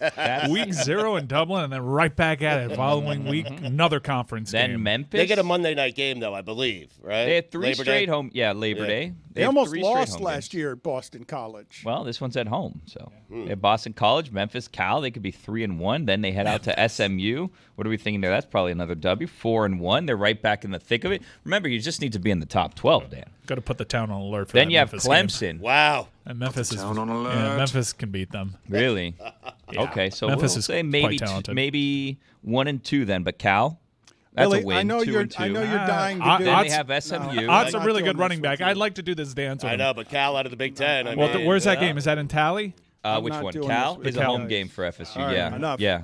So They're third of 3 thank you, straight Billy. homes. I know you're desperate to do wins and losses. I know you want to do a schedule. You can go in another room and do it by yourself if you want. If you want to just Then go how through will the- break it people down the consume game. it? Look at those Florida hot State people stats. He's a texting you. Here's real the one, thing man. is that we're getting close, Dan. Like this week and next week are the last weeks that we can do preseason W's and L's and O's and U's. And if we're going to get to them, we got to get to them Yeah, soon. do them on God Bless Football. I look all right. forward We to, will. I look Thank forward you. to hearing all of that on God Appreciate Bless some your of our Football. good permission, stuff yes. here. Yeah. I prefer you Share not the do wealth. it here. Yes, Oh. don't need it here. Thank you. All right. Could do without it for the rest of my life. Appreciate it. You tried. Wow. I mean, The rest of your life. Yes, don't need any of it. You want to In do our fact, preseason college fact, football look, playoff teams? We could do that. Here's a request. I haven't asked you guys for anything after my death. Just one rule. He's never allowed to do that here. Just never, ever allowed. Like, it's the only request I have after you die. after I've died. Right. Well, and Oh. before I've died as well. I just like I to. thought you already So we died. can never do it. Confused. He can never do it. Why? Not when I'm alive, not not after I'm alive. Out of respect for me after I've passed. It's a dying wish. Put it in writing, though. It's gonna Well, be- no, I'm doing that now. You can put it in writing for me. I'm telling everybody. I'm not going to put it in writing because I need it formally. I'm telling all of you these are my wishes. Is this specific to FSU? It's everybody. I would prefer you never to do wins and losses Well, looking at a it's schedule unfortunate, again here. But God bless football, all you want. It's why you're the 5th-ranked international football insider. I have a bone to pick with who was the we're who was picking the bones now. the Atlantic? Is that who it was that did it? Who was it that put that out there? They moved our You're asking guy. us? They moved our guy off of that beat, so now he's covering soccer or something. Ollie. So now there's never going to be rankings again. So I peaked. That's it. Yeah, The Duke finishes ranked peaked at 5th. 4th. But the last time it came out, you were on there, so you can just say forever you're the 4th rank. Yeah, but I Right. can't keep continuing to work up. I can't work my way up here. I am remiss, though, in not talking about Stugotz locally, what is approaching, which Mike Ryan has said for the business of Miami football is the biggest game in program history. And I've got an announcement to make because I don't know if all of you saw this. Paul Feinbaum says it is time for the U to return to national prominence. Wow. It's been said. It has been said. What do you mean, Billy? What does That's that not mean? important. It's time for them. Play to. along, Billy. Do the show with me. It's time for the U to return to national prominence. Paul Feinbaum has said it. A national voice has said that it is now time. It is time right now. I don't know if he's predicting, if he's putting, it's not even an upset if Miami wins at Florida. It wasn't last year. It's not next year. It's right now. It's That's what right I'm asking. now. Yeah, It's right. right now. It's time right now. This minute. There's been so much rat poison, and the media has been very positive with Miami's chances. Favored by 2.5 at the Swamp. Very heavy public money coming in on Miami there. But I think I figured it out, like why people like Paul Feinbaum are sharing this sentiment, which is, all right, it's been long enough. Let's get the U back. And it has nothing to do with Miami. It has everything to do with ESPN hating FSU, I think. Because it's legit. FSU, they hate you. You haven't made it easier for yourself, though. Like, you thought there were all these conspiracy theories. It might have genuinely been Jordan Travis got hurt. But, okay, F it, we're here now. You're going to go after us? Yeah, bring Miami back. Let's take that program out once and for all. FSU, flash in the pan. That's what they're probably thinking. You were talking earlier about Herb Street and FSU, and I know that he's been vocal. He's the face of college football and FSU. Man, Stugotz, in my lifetime, there hasn't been a college football fan base that will react reasonably to what happened to FSU last year. Like that, absolutely, yes. I mean, it's really hard to go unbeaten in that sport, and so anyone at FSU who is legitimately bothered by that, you can only offer condolences, because any fan base would be rabidly hating anyone who did that to them when they went undefeated, and they clearly looked all season like they had fixed the program in a way that it hadn't felt since Bobby Bowden. So, well, Jimbo Fisher with Jameis Winston, I guess. He won a national championship. Yeah, they lost their quarterback, though. I mean, they lost their starting quarterback. One of the main reasons they got to that point was. Okay, but that's. But you're right. Any fan base would react the same way, because you have. Well, Mike, no, you have an undefeated team not making it to a playoff. I will say not the same way, in that Georgia, and someone made this point on game day, they weren't even allowed to say, hey, we kind of got screwed over by the CFP, because if it's about getting the 4 best teams in there, Georgia is one of the 4 best teams. They weren't even allowed to gripe because they had won national championships, and FSU was complaining so loudly. So not every fan base reacts that way, because Georgia certainly didn't. No, wait. Georgia lost. Yeah, they lost to Alabama in an ACC championship game, and the arguments that were holding FSU out, if you held it up as like, all right, if our job is to get the 4 best teams here, Georgia should have been in it. I remember many years ago when BYU would go undefeated against nobody, and we were just asking sports writers who should be champion and remembering their outrage. UCF ran through this same thing. If Georgia hadn't lost, Georgia and any other fan base would react with poison to the idea of football randomly happening to their quarterback at a bad time, and it totally nuking a season for reasons that had nothing to do with how good they were. Just football happened, and I'm surprised that hasn't happened more often, but it just speaks to how hard it is to go undefeated, because football happening at the end and ruining FSU's season, I totally understand why it is that FSU would feel persecuted in every realm by being wronged because they felt they had rightly earned something. Furthermore, adding to it, sports is supposed to be a meritocracy. If you win all your games, you get to play another one that matters. That's always how it's been. Yeah, I was in agreement with you, and I'm really looking forward to this year, because there are legitimate gripes. And FSU, by the way, in their history, has been the benefactor of very kindly given national titles. If you look at some of those, they've actually been the belle of the ball and gotten a lot of favor there. But I'm happy that these debates, TCU was always perpetually, are they or aren't they going to be in the college football playoff? These were discussions that we were having. Miami, FSU, Washington at the turn of the century. These were debates that genuinely affected the national title. I'm really welcoming the fact that we're going to have these conversations about the 11th best team in the nation. Teams that probably don't have a legitimate shot to go through the CFP and win the national title. And while it'll spark maybe even more debates, they won't be as crucial as getting the best team to win the national title. Dan, you're right. I think most fan bases react the way Florida State's reacted. All of them. Okay, all of them. That's fine. But Florida State did get another game. It was against Georgia. They lost 63-3. Understood.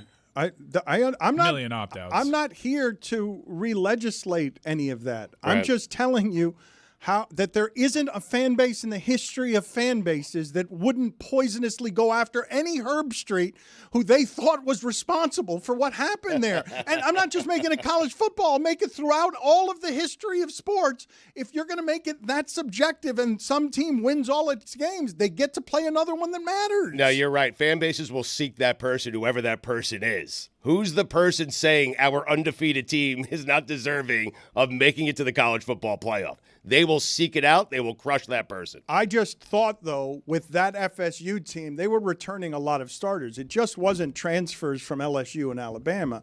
The problem with that team was their quarterback last year was great, and this one's not. Like, and we've got enough of a sample now, and it was unfair to him at Clemson. I'm just going to call him DJU because I don't have the confidence that Mike has to say his last name, even though Mike even got a little scared of it right in the middle, like did a little bit of a hiccup. Well, no, there's a hiccup in the name. That's why there's a Uyunglele. There's a hiccup put there. Put it on the poll, there's please. E An LE before the next LE. At Le Batard Show, is there a hiccup in the middle of DJU's name? At Le Batard Show. I feel bad about this part, and this is a sea change I'm going to lose on, Stugotz, because all of my life on this show, you've never heard me do to a quarterback what I just did to this kid in the last segment, where I'm like, he's not good enough. The professionalization of this sport and the paying of players all of a sudden makes it so that even I feel permission to be more critical of what are now professional players, even though I have never done that to a college quarterback before, where I'm like, that's just not good enough. That's not going to win you anything.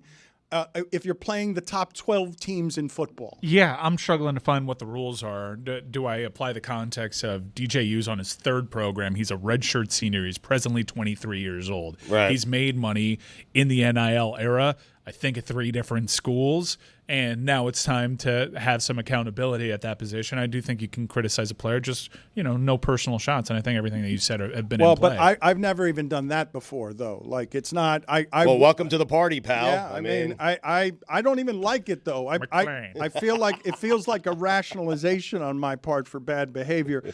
We celebrated Roy earlier because he's a champion in barbecue and fishing, and knocked out some Key West, some general Hall of Famers in Key West with what has to be just a real upset. But one thing we did not celebrate, and I'm glad we get to do it here locally, we've mentioned briefly that the Duke is doing FIU football games this year at the Pit, at the Cage. The Pit Bull, whatever the name of that stadium is going to be. The Cage, yeah. We'll have to figure that out. It's going to eventually be the Pit, is it not? I don't know.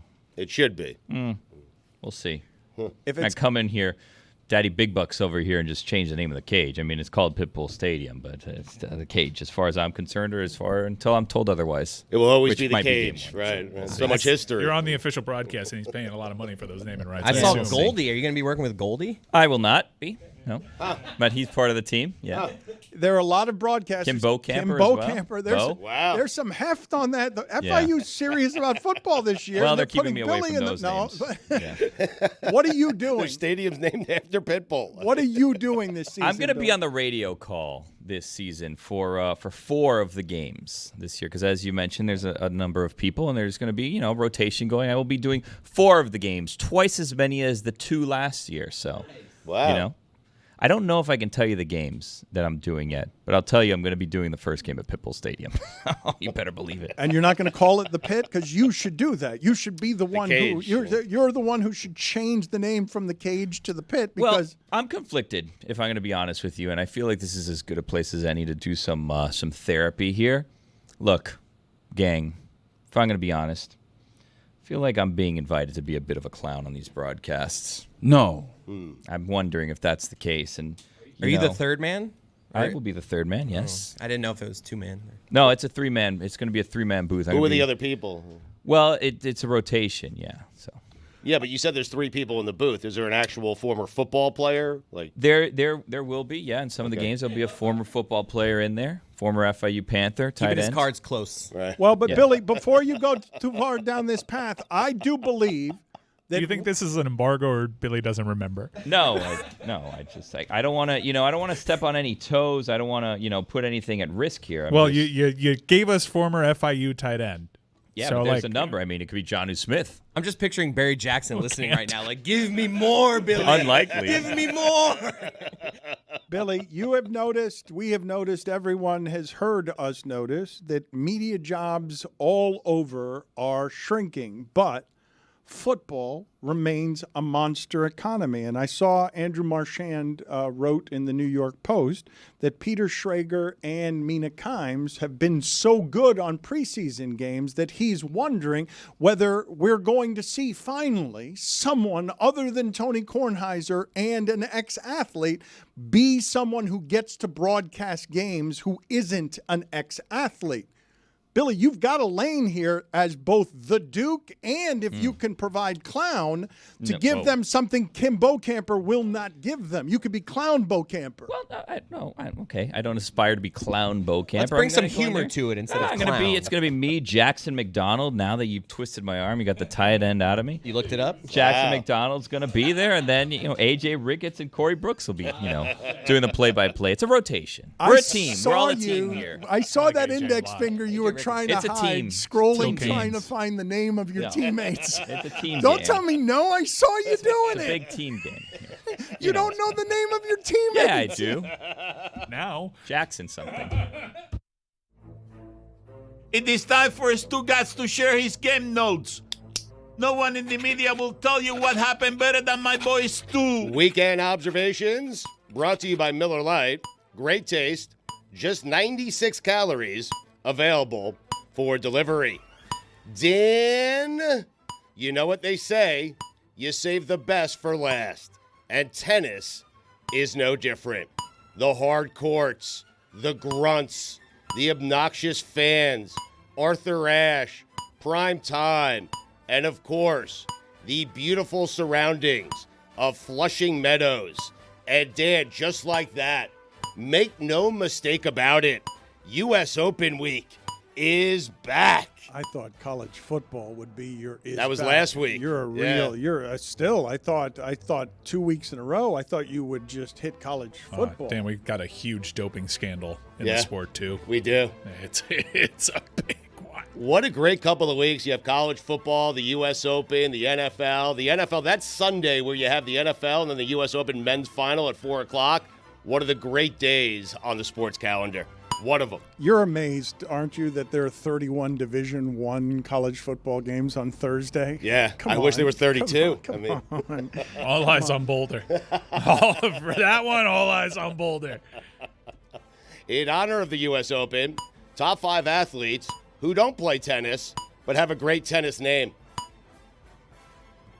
OLI, Rafael Santana, Will Zalatoris, Yari Curry, Pete Maravich, Don Newcomb. Number 5, Nikola Jokic, the Joker. Number 4, Joakim Noah. I mean, That's cheating. It's cheating. That's It's cheating. Come on. you went with a Joker and a Noah in your first two. I think you're cheating. It's cheating. You went. His dad was a tennis player. Yeah, It I was know. Yannick Noah. How about Henrik Stenson? Better? Number 3, Peter Forsberg. Number 2, Carlos Arroyo. It's a great tennis name, it is. Number 1, Andy Van Slyke. Dan, there's a doping scandal surrounding a player whose last name is Sinner. Yeah. How are you not all over this? Here come the D-backs. That, by the way, is infuriating. The D-backs and the Marlins were the same team. And now the D-backs are the hottest team in baseball. Well, they are still because Josh Bell's there. Right.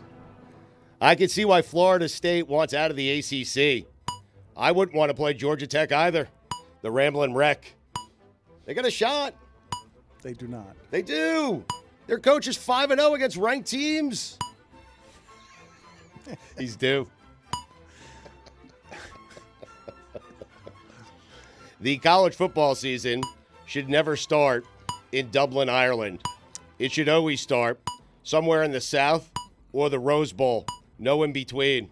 Maybe Texas. Some people are calling you a xenophobe, for just deciding come on. that things belong only in America. The baseball in China thing, really. I'm not didn't saying land don't well. play games overseas. I'm saying, start the season here, end the season here. That's all I'm saying. He's not saying don't play him overseas. He's saying play him in America. By the way, that was a direct quote from Stugotz. I don't think they've opened the season in China. I'm just putting that on him. He said that. He did say that. You think there would have been? To me when you it would have been bigger news. Yes, it would have been bigger news if they had decided to start the season in a communist country. Yes. I feel like we would have heard that somewhere, but maybe Stugotz did. Well, question: how do we fall for it every year? I'm sprinting away from that with DJU. Every year we fall for it. That's not true. Every year There was something there last year. First drive, I thought they were the best team in the country. I mean, I fell for it. And the second drive, you thought Georgia Tech was the best team in the country. The D in DJU stands for doesn't matter what team he plays for, they always lose. Brent Key is now 5-0 versus ranked ACC opponents. Big game, Brent. That's your reason. That's all I got. I'm glad you clarified with the ACC because I didn't remember him beating Georgia. Right, Although we played him tough last season. Down to Bobby Dowd. Stugotz proclaiming Georgia Tech is going to be good because their coach is 5-0 against ranked teams. You would agree today, right now, they are the number one team in the country, right? The only 1-0 team. They beat a ranked opponent. I mean, on the road in Dublin. They're not the only 1-0 team. The only 1-0 team that to beat a ranked opponent team on the Dublin. road in Dublin. Well, it's it's a neutral site, but yeah. Keep up, Mike. Keep up. Sorry, my bad. Number 10, Florida State, losing to unranked Georgia Tech. You know what the F in Florida State stands for? Frauds. Wow. And phonies. Can you call yourself the worldwide leader in sports if your college football halftime show's analyst is the lesser-known Acho? Put it on the poll. Just that, the way he said it, Choo-Choo.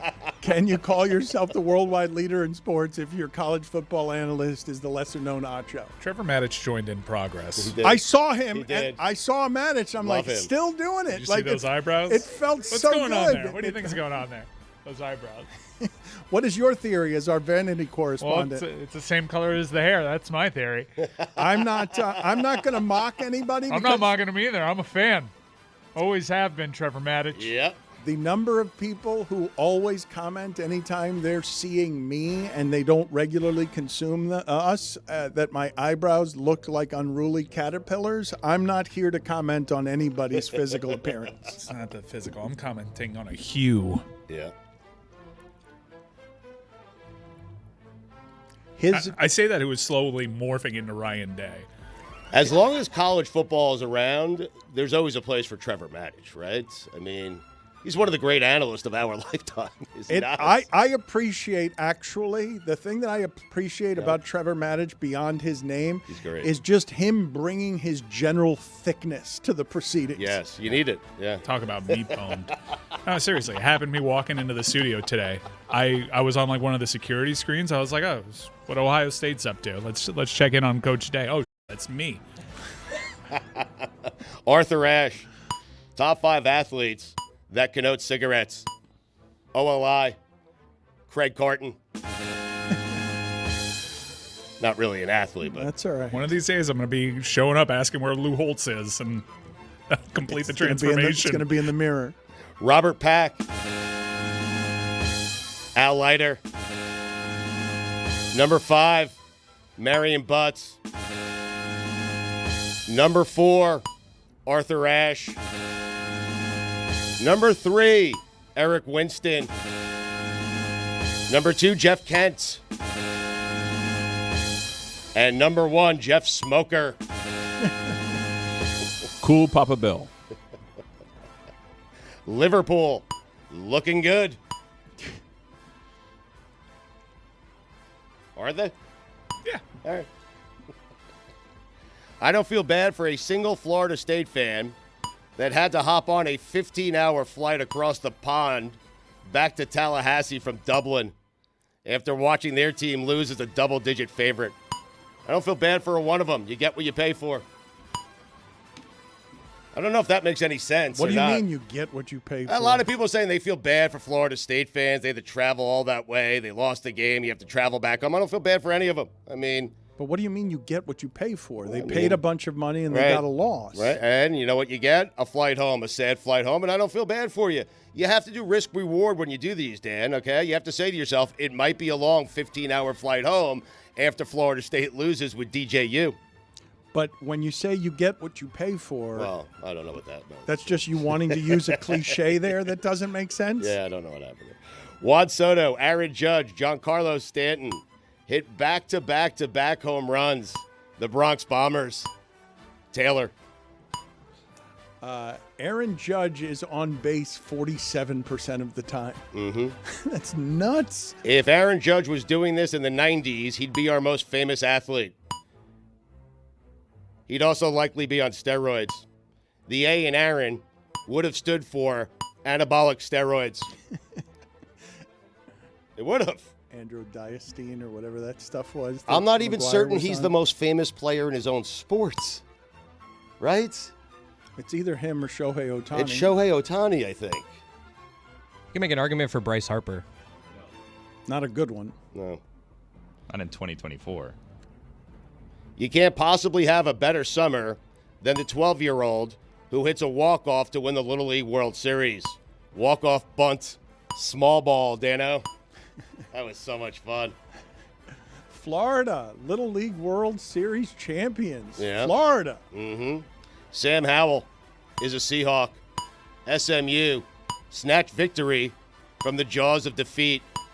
Bronco Mendenhall is coaching New Mexico. The Lobos. As long as college football is being played, there will always be a spot for a guy named Bronco Mendenhall. Huh? It's a great name. Thank you. Choked it away. You don't play Montana State. You don't play Montana, You said Montana it. State, You said the it. Dakotas. Yes. You stop playing those. Mm-hmm. You stop. You never schedule those. Noah Lyles is making demands for a race with Tyreek Hill. Noah, newsflash, Olympics are over. So is your 15 minutes. You wouldn't be interested in that race? Nah, football started. I'd be interested in Next that summer. race. I'd be interested to watch someone be a lot faster than Tyreek Hill. Spencer Rattler. Little something I like to call it factor, Dano. Not at Oklahoma. He didn't have Well, it. he does now in the NFL. South Carolina kind of rekindled some of the excitement. Put it on the poll at Le Batard Show. Did Trey Lance improve Dak Prescott's bargaining position? That was something. 5 interceptions. How crazy is it? How crazy is it that we've gotten so used to quarterbacks not making mistakes that when someone throws up one of those Fouts games, we're like, what the hell is that? What is 5 interceptions? You can't play that position. I love a cowboy collar neck roll on as a linebacker. Did you see Georgia Tech's middle linebacker? Yeah. He looks like football. That's why. Yep. You get me a linebacker with a cowboy collar neck, and I like our chances. Drake May can scoot. Sneaky athletic. Taylor. Drake. May. B? Drake Maybe. Mine.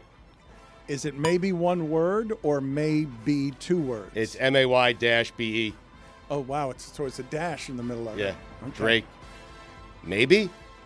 Oh, there's a question mark in there, too. Oh, of course there is. Oh, that changes everything. Yes. Walking like cadence into that one. Yeah, I do.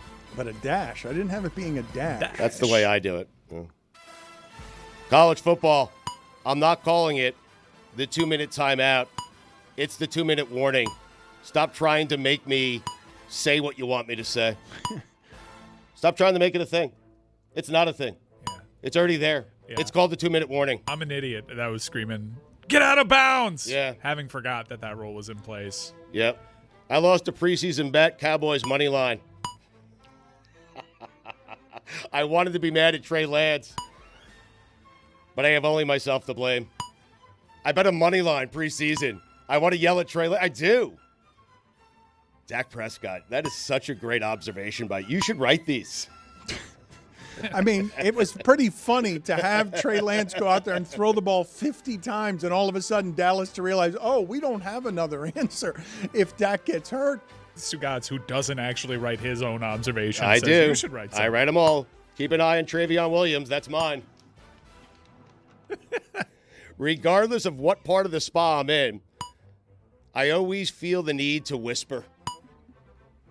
Top 5 places where, regardless of where I am, I feel the need to whisper. OLI, library, hospital. Number 5, temple. Number 4, watching The Last Dance. Number 3, Cooperstown. Number 2, Canton. You been to the Hall of Fame? Yes. The NFL Hall of Fame? No. Oh, you haven't? Then you haven't been to the Hall of Fame. Well, you said Barbecue Hall of Fame? You said should whisper there. Cooperstown. Yeah, well, I meant Canton. Yeah. Number 1, Augusta. Do the thing where you're watching tennis or golf with your wife and then you catch yourself whispering in a conversation All to the her. time. I've caught myself doing Yes. that as someone's lining up a drive. Yeah, no, we Put should it on the poll, please, Juju. Like Nance. Do you whisper while watching golf? Whisper to your wife while watching golf on television. Did you just try to one-up me on the fact that you've been to Canton and I haven't been? Is that what just happened there? Yes. Because we forced you to go with Baselli, and that was the time. No one forced me to go with Baselli. I paid my own way. I joined Tony Baselli. I had a great time. I went to his party. We're friends. I mean, Stugotz. afternoon drives, Jacksonville, endgame. Are you forgetting that we had to push you into doing that? Yeah. Well, I mean, no, I'm not forgetting. Picked a bad year. You should have waited for Dwight Freeney, who you've been friends with. Could have hung out with MJ. You're right. Not that the Cons, I'm sure, weren't great company with you and Baselli, but I sat next to the Cons. I mean, Khan, not Cons.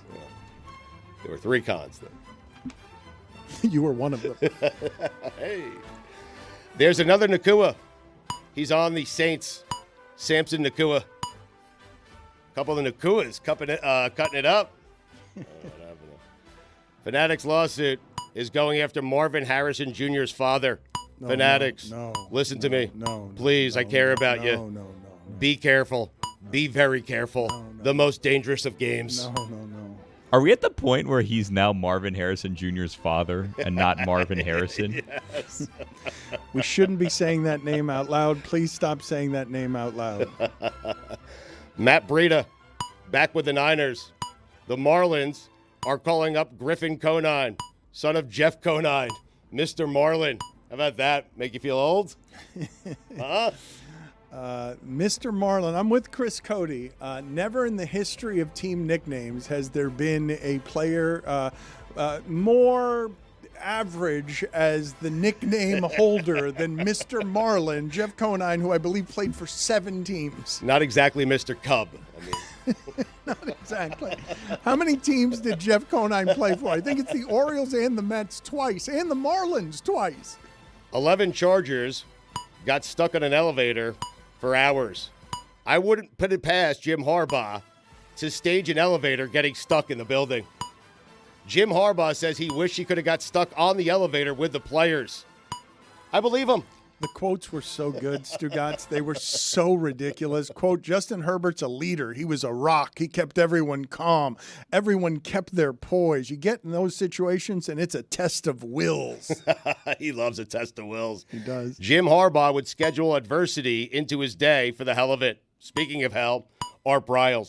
Dan, those are the weekend observations. I've got, excellent, Stugotz. Thank you. I've got some stats of the day I want to run by you guys and have you guys tell me which it is that you think is best. Kansas City twice, Baltimore twice for Jeff Conine. 6 teams. 6, not 16. 6 teams. 6 teams. And 16. the Marlins twice. And the as well. Marlins twice as well. Yes. Royals, Marlins, Orioles, Marlins, Orioles, Phillies, Reds, Mets. Wait, so the Orioles 16. twice as well? Yes. The Orioles Yeah, also 16. twice. Yeah. Well, 6 organizations, 10 teams, right? I don't know if that's how that works. Well, 17 years, so you could say 17 teams, Right. technically. Right. 6 Every team is franchises. different. Right. Every year the team So is it wasn't different, right. 16, it was 17. That was 6 the confusion. organizations. 6 Right. franchises. Yeah. 10 years 10 in the teams. NL, What 9 in happened? the AL. But once, the interleague play, then that's all mishmash, Stats of the day? A couple of stats of the day for you. Give me the music, please. Start of the day, start of the day. It is your start of the day. Start of the day, start of the day. It is your start of the day. Start of the day, start of the day. It is your start of the day. Start of the day, start of the day. It is the start of the day.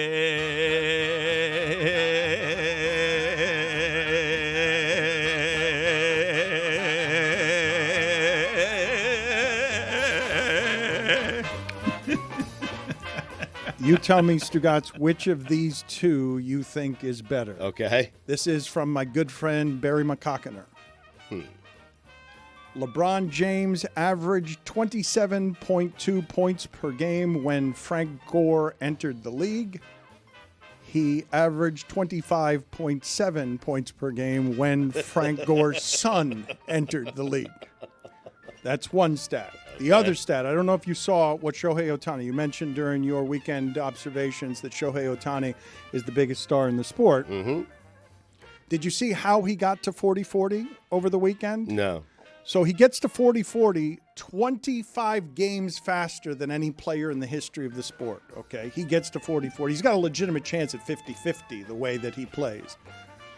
And he gets to 40-40 25 games faster than anyone else and does it on a walk-off grand slam. I've watched way too much Rays baseball. Siri tried to climb the wall. He's a great center fielder, but Ohtani's ridiculous. And so walk-off grand slam to get to 40-40. Very cool. According to MT Money DFS, Ohtani is having the 11th best offensive season of Barry Bonds' career. Greatest stat ever. That wins. I mean, Ohtani is having the 11th best offensive season of Barry Bonds' career. Yeah, but Barry couldn't pitch for shit. Neither can Ohtani this year. Not this year. That's all right. We've seen him do it. Mike, think about kind of a that. part of it, though. I know, but think about the season he's having, and it would be the 11th best season Bonds had. Can he get 50-50? He might get there. He's got an outside chance. How many times has Bonds done 50-50? I'm asking out of curiosity. I don't know. I don't think there has been. I don't think there's such a thing as 50-50. I don't think anybody's done 50-50. Canseco at 40-40, I don't think anybody's ever done 50-50. That would be pretty rad, yeah. I mean, he's gotten there 25 games faster. There are a couple of things in baseball happening that haven't happened in a really long time. The White Sox got to 100 losses faster than any team since 1916. Like, this is what we're watching with the Chicago White Sox is a historic, not seen in a century awful. Zero talking on ESPN about baseball today. Zero. In fact, we've been canvassing what's been on First Take, and for 43 minutes, they've been talking about the Denver Post columnist being banned from Colorado. All right. Well, you mentioned that on Thursday, all eyes are going to be on Boulder, and I wanted to ask you guys something because Stugotz, the columnist is named Sean Keeler, and he has been banned because of what the Colorado Buffaloes are calling sustained personal attacks. He has called Dion a false prophet. He's called him Deposition Dion. He's called him Planet Prime. And this is my favorite. He's called him the Bruce Lee of BS. Wasn't that Bruce Lee? I don't think of Bruce Lee as being BS. Oh, dude, there was a whole controversy, and I'm not saying it. I'm just doing what Quentin Tarantino did. Right. There were a whole bunch of controversy from his surviving family because of how he was portrayed, when many people around that industry finally liked that someone was actually portraying Bruce Lee the way that he was in real life, and that it became a big thing. But let's get back to, and put it on the poll, Juju, at Le Batard Show, was Bruce Lee bullshit? Which is blasphemous. Yeah, they're going to come after you. No, it's and by they I mean his family. Right. I'm saying it's bull. Game, Dan. I'm not doing the dangerous game. I'm putting it as a poll question. It's just a question. The audience decides. This is not my doing. This is Mike's doing. I would not ever accuse Bruce Lee of being bull. But Sean Keeler says that he's the Bruce Lee of BS, and I just wanted to ask you, Stugotz, because the heat on this is now in a really unusual, unreasonable place. if he's going to decide he's going to fight the media the way he's always fought the media, the place that this gets ratcheted up to is unlike any that any college football game is enduring, any college football coach is enduring. College football coaches have all sorts of problems with the media all the time, but we haven't played a game yet, Stugotz. There hasn't been. It's one season, and the noise around this man and this team are not any kind of sane. I get that this is like a compelling, interesting story, but 40 straight minutes to start First Take, like this, it seems ridiculous. It does. It does. Yeah. Makes me wonder who has that game on Thursday night.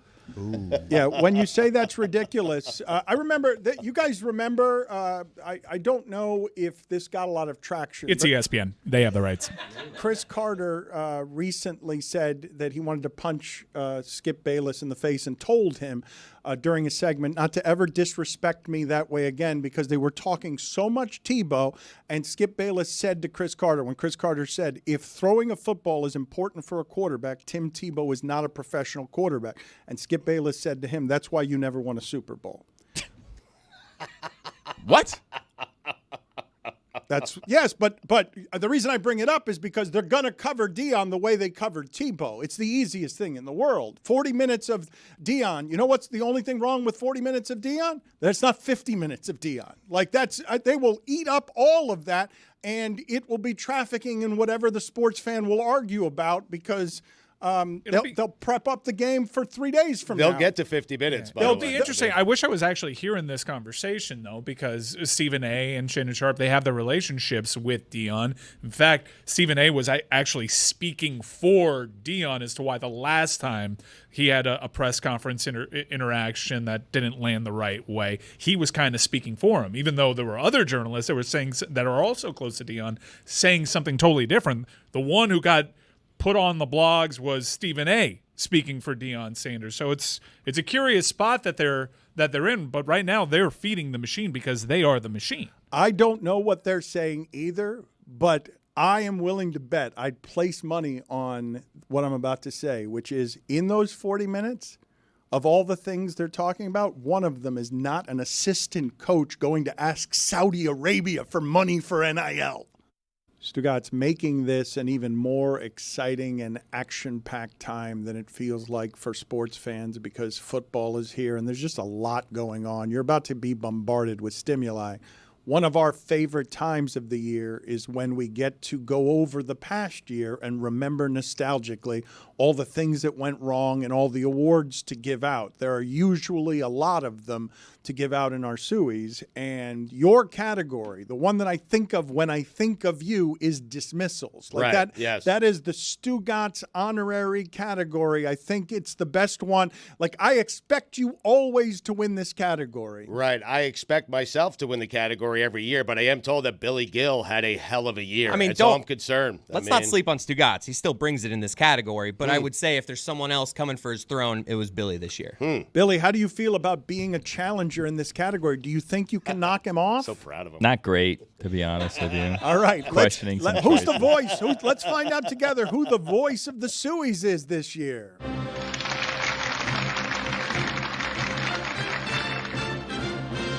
And now the Suey nominees for Best Dismissal. Billy Gill dismisses Canada. But now that Canada Right. is being all judgy McJudgy over Greg Cody, and now that they're, they think they're holier than thou, I hope the Panthers win. Oh, finally. And So I hope now that you Canada root for the never Panthers? This is what wins. it took. Greg I hope Cody being Canada criticized. never wins a Stanley Cup again. And these miserable Canucks up there who think that they're better than the rest of us, that they know hockey better than everyone else, get the show. How about you get the cup? Which you haven't for 30 years, and you're not going to this year because Connor McOverrated is going to choke and vomit all over Attaboy. himself all over again because he's no Wayne Gretzky who did it all on his own and needed no help ever. Hockey. Mina Kimes dismisses Dan's flannel. Did you get lost on the way to Home Depot today, Dan? Like, what's going on with the plats? Get his ass, Mina. But do You it look in like you're about song. to ask me to check the oil on my car, Get 'em. or come over and look around and point things in my house that need to be fixed. Stugotz dismisses Bo Nix. Bo Nix. Blah, blah, blah. Come on. Dan, you know what the N in Nick stands for? Not the NFL. You know what the B in Bo Oops. stands for? Better start thinking about getting a job. Billy Gill dismisses Disney adults. Adults, if you're waiting 45 minutes to meet Mickey Mouse, reprioritize your life. Dwayne Wade dismisses Paul Pierce. Have you ever wanted to just tell Paul to shut the f*** up? Very subtle. Very subtle. Well, listen, rent is expensive in America, and I'm living rent free right now. So let them keep going. I like living rent free. Mike Ryan dismisses Victor Wembanyama. Not a good basketball player. Not good. He's just tall. Billy Gill dismisses Messi. This fucking guy. They pay him how much to come here and play for Inter Miami and MLS? Getting hurt for Argentina. Around in some stupid Copa tournament that doesn't matter. You won the World Cup. You won the international tournament. You're going to win. Why are we playing this other ridiculous He's already also won that tournament. So what is he doing? Like, enough already. Who agrees to have their employee come and just not show up to work to go work at another company and then have him get injured? Stugotz. I don't get it. Stugotz dismisses Reggie Miller. I don't want to hear about Reggie Miller. I mean, he has somehow inserted himself into this series. I am tired of Reggie Miller.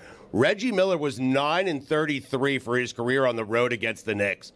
He had 9 seconds. Take those 9 seconds away, and Reggie Miller, according to Dan, who was asked by Boog Shambi at the Versace Mansion many, many years ago, Reggie Miller, not a Hall of Famer. Great moment. I am tired of hearing about Reggie Miller. The shipping container dismisses Dan's flannel. Dan, you look like a divorced dad, and a great one at that. Yeah. I have a divorced dad. I can attest. You do. Like on a first date. Like you're the divorced dad that has your ex-wife being like, "What? Now you look good?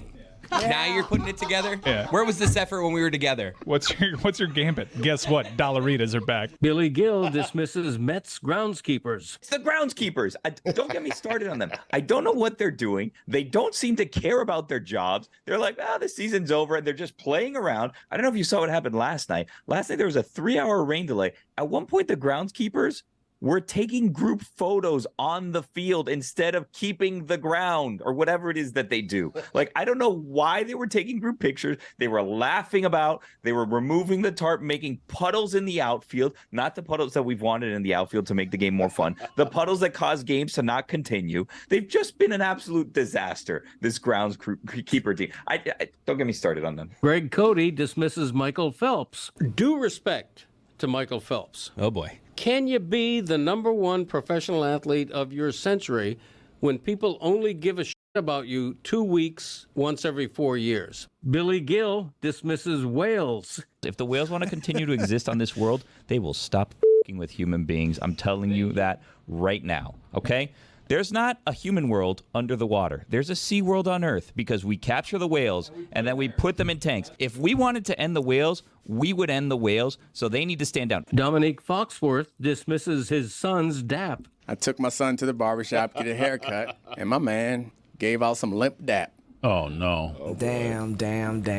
I disowned him. I threw him right under the bus. I was like, whose kid is that out here dishing out limp dap? Grandma Smetty dismisses Grandpa Smetty. I don't think I ever got that many roses in my whole life. Certainly not from your lovely grandfather. God may his soul rest in peace. Jeff Jarvis dismisses AI. It's macho waving by the AI boys to think that they're ever going to be they can make the machine that's so smart and smarter than us all, so they're smarter than us all. It's crap. Don't panic about it. Don't worry about it. They're all part of a cult called Tescriel. They're nutballs. Chris Mad Dog Russo dismisses Halloween. I wouldn't dress for Halloween. That's another complete waste of time. I didn't like Halloween when I was a kid. As a kid, you didn't? And I couldn't stand it. What a joke. Running around getting candy. I couldn't. And nobody comes to my house because I'm a rough cookie. I leave all the lights off. No little kids bouncing around. And if they come, I give them more Tootsie Rolls because that ruins teeth. Mike Ryan dismisses Mario Cristobal for not kneeling. You! Good. Yeah! Let it out, Mike. I screamed that. And I was like, throw the bottles! Throw the bottles! You! But not, you stole it from us! Not Cristobal, though? You didn't do No, I was screaming at Cristobal before that in the first down. Nail the f***ing ball! What the f*** are we doing? There you go. What the f***? That's all we wanted. So I thought the Survive in advance! What the f***? The shipping container dismisses UM. This team is just an average college football team, right? Yeah. Well, he's lost the team. Mario has lost the team. Jeremy put down that sweater. My team did not lose. No, I'm telling you, though, Canes Don't fans criticize have the this sweater. persecution complex. Like, they are hated by the NCAA. They're built up. Anytime that UM starts 4-0 against a crappy schedule, Everyone wants the they're Canes to be ranked. good. Yes. Other teams in the ACC have to work way harder to be ranked than Agreed. Miami. Yes. Miami is gift-wrapped rankings as soon as they start any season 4-0. Yes. And they find a way to blow it every year. If we go, Chris. back over the last 10 Every years, year. they've probably lost to every ACC team at some point. Right, they have. It's not like they just lose to the same one every year. They've lost to all of them. Yes. Virginia Tech, Right. Clemson, Georgia Tech. It's just a different team every year. I'm just so over it. This team is just an average college football team. Spencer Hall dismisses Drake. First of all, Drake is boring. Drake has always been boring. Drake lives and dies off his producers. Drake has never said an interesting thing. Quote me a Drake bar that matters. Not one. Not at all. Oh, that's interesting. You have trust issues with women. Oh, wow. You did it all yourself. That's every Drake song. I did it all for my team, and I hate women. That's it. Stugotz dismisses Joel Embiid. I'm tired of Joel Embiid. I got to be honest with you. Every 10 seconds, it's drama. He's either hurt, he's on the floor, he's grabbing his shorts, he's grabbing his ankles, he's bent over, he's tired, he's mad at a teammate, he's mad at a referee. He's never mad at himself, though. Stu. Never mad at himself. And then that boneheaded decision, when you're already hurt, to toss one off the backboard and throw it home at the Mecca. Are you crazy? That was the dumbest decision in the history of NBA decisions. Stugotz dismisses the 76ers. I'm tired of them, their fan base, the whole team, the organization. I can't stand them. I can't stand any of them. Nick Nurse, enough. Complains about every single call. Those guys limping around, complaining. I've got a headache. I've got this. My leg hurts. Maxey faking injuries. Then going out fourth quarter, having the greatest fourth quarter that the Mecca has ever seen. Stugotz dismisses Robert Kraft and Arthur Blank. Robert Kraft should be ashamed of himself. I'm serious. I mean, the way he is smearing Bill Belichick after he left New England with that documentary, with this report, another deep dive by Seth Wickersham, he should be ashamed of himself. Bill Belichick has raised the value of his franchise exponentially. He has won him 6 Super Bowls. He has made that lousy organization one of the marquee organizations in the NFL. And I don't understand what Robert Kraft is doing, calling Arthur Blank, and he should be ashamed of himself as well, because Arthur Blank, make your own decisions. What the hell are you doing? You're going to let Bob Kraft impact who you're going to hire at head coach? Get the hell out of here. Your organization is lousy. It will always be lousy. You'll never be good. And Bob Kraft, the only reason your organization is good is because of Bill Belichick. Stugotz dismisses Bill Belichick. Belichick has done nothing since Brady left. He made the playoffs once. I think at the very least, he should not be a first ballot Hall of Famer. Oh, They should make him wait like 10 years to get it. He's an overrated coach. Oh, Stugotz dismisses Kyrie Irving and Luka Doncic. He was lousy, and he's lazy. I mean, I'm sorry, play defense. Sprint back, play defense, rotate, stop leaving guys shooting open threes. He's lazy. He is lazy. And Kyrie Irving, the audacity of that guy to come out, who has lost 12 straight now to the Boston Celtics. Leader guy. I've changed, saying all the right things, doing all the right things, except when he steps on a court in Boston. That was an all-time lousy NBA Finals performance. He should be ashamed of himself. People call him one of the great offensive players of all time. Great handle, best handles. Oh, he's got handles. He's got handles. You know what he had? No threes last night. He was terrible. Rachel Weiner dismisses her dad, Stugotz. I had Rachel and Emma both home, and I was in a fight with Rachel. And I said, if you roll your eyes one more time, there's going to be a problem. A big problem. And she said, really? What are you going to do? Oh, goddamn. I mean, that's where I didn't have an answer. The sod father, George Toma, dismisses Roger Goodell. They just don't give a damn, you know. And I could help them to alleviate this problem. But you think that'll ever happen? No. If they don't do it, we have to take it to the government. Yes.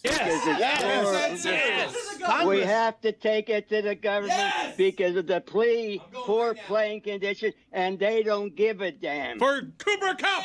They're injuring the players, George. They're injuring them. Because they don't give a damn, Dan.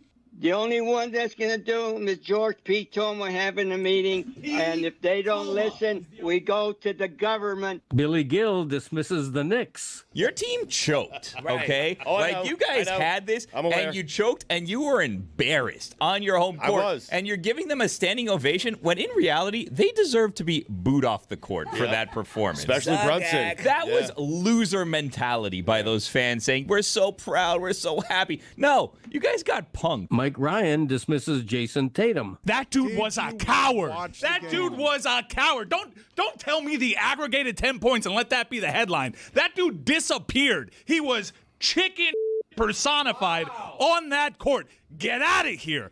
He got lucky because Jaylen Brown hit un cagazo of all time, and Rick Carlisle just blew that game. That dude was a chicken.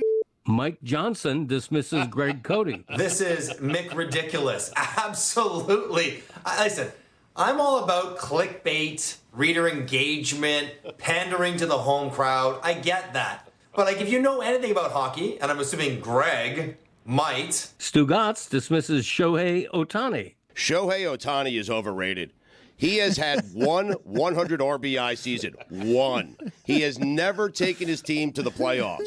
The next playoff game he plays will be his first playoff game of his career. He can't pitch next year.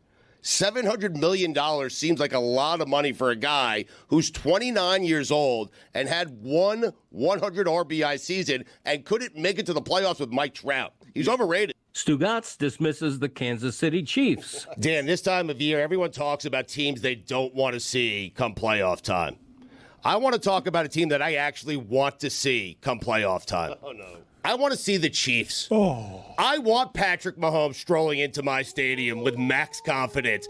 I want Travis Kelce. I want Taylor Swift. I want the team that lost to Jordan Love. I want the team that lost to Aiden O'Connell. I want the team that trailed 17-0 to Jake Browning. That is the team that I would like to face in the playoffs. That's the team, indeed, that I would want to face in the playoffs because that team is not very good. Wow. Welcome back, Sueys. Stugotz with a late run there. He had a lot, a rare double ashamed of themselves in one of them. Shohei's overrated. Bill Belichick did everything for the Patriots. Bill Belichick is overrated right after that. Put a couple of things on the poll. Billy, though, I think you made a strong challenge. Yeah. A big, strong year of dismissals from Billy Gill.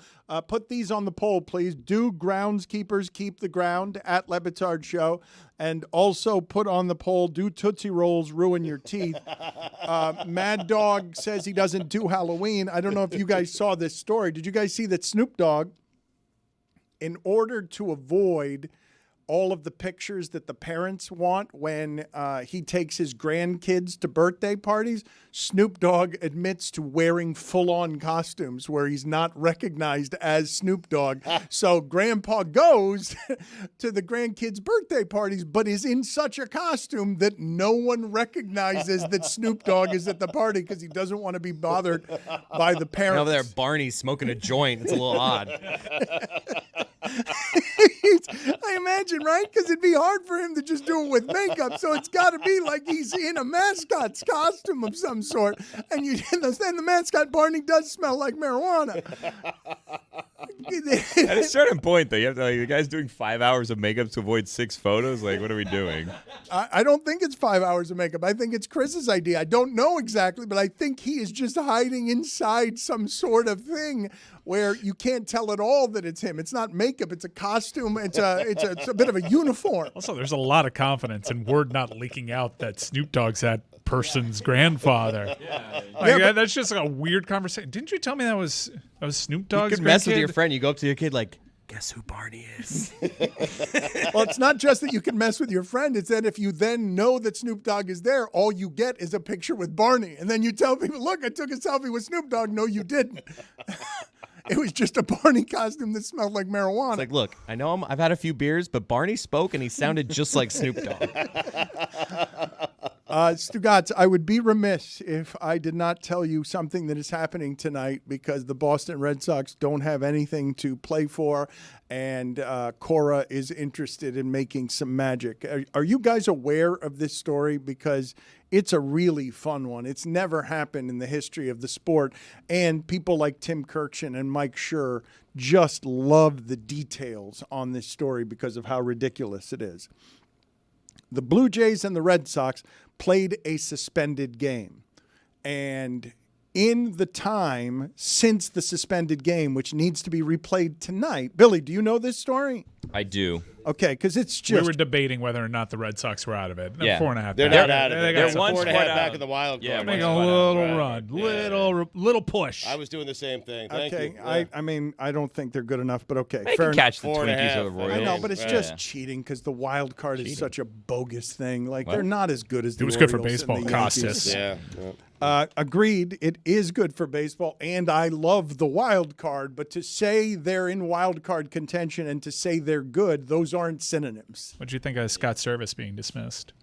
The Mariners, What? I have been following them closely, and I was heartbroken for them because their pitching has been a half a run better than everyone else's pitching, and I thought Arozarena was going to bring them something, and then the first game I'm watching of him, 0 for 5 with 5 strikeouts, and he drops a fly ball. He's actually fitting right in. Are you just following Randy Arozarena's career? Last year it was Rays, now it's Mariners. Right. Yeah. I've been watching a lot of Randy baseball. Stan. I love baseball, and 8 wildcard teams have won the World Dan's Series. fandom goes wherever Randy goes. We know that. I mean, I am not saying that the wild card team cannot win the World Series. I am saying the Red Sox aren't actually very good. That's what I'm saying. They might just be- got to get hot. You like Cal Raleigh? Yeah. Big Dumper. He's got a great nickname. Big Dumper. Big Dumper. Wish he got his average up a bit, if I'm going to be honest. Put it on the poll at Le Batard Show. Is Big Dumper a good nickname? Because I don't feel like it is a good nickname. I think it's a bad nickname. For a catcher, it's a Catcher? A great name. power-hitting Perfect, catcher? yeah. You kidding Oh. me? Big Dumper. No, it's just somebody. I imagine someone takes a big on the plate. That's what I imagine. Well, because of his standing position as a catcher, you could see it happening. So here's the story, Stugotz.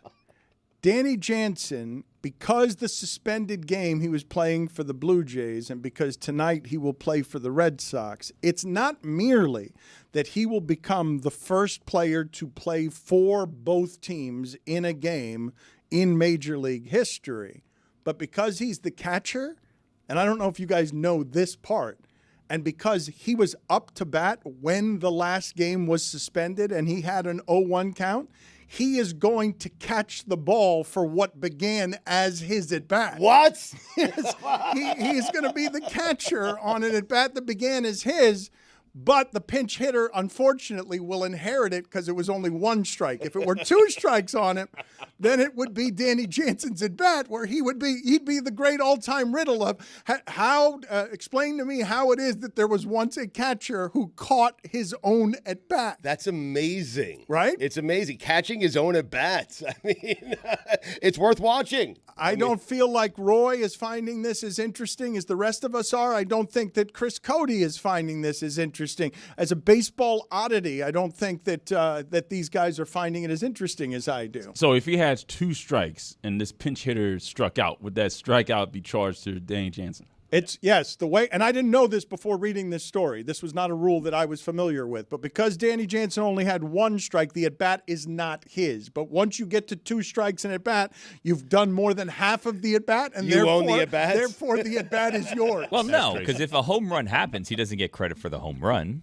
If he's got 2 strikes And a home run happens, it's his home run. I think it Well, might then I be. would serve up a meatball as the catcher, right? I don't have to do anything. I give the hitter a favorable pitch so that they hit a home run and I get credit for it. I actually believe that the only way that the at-bat counts against you if it's a failure. I don't think that if it then succeeds and the ball comes out of your Well, that's not bat. fair. I That's mean, not fair, If he yeah. gets his failure, he should get his success. I mean, So I'd still serve up a meatball. I don't want to No, strike out wait a accredited to minute. me. So wait a minute. You guys, let me just see the argument you're making.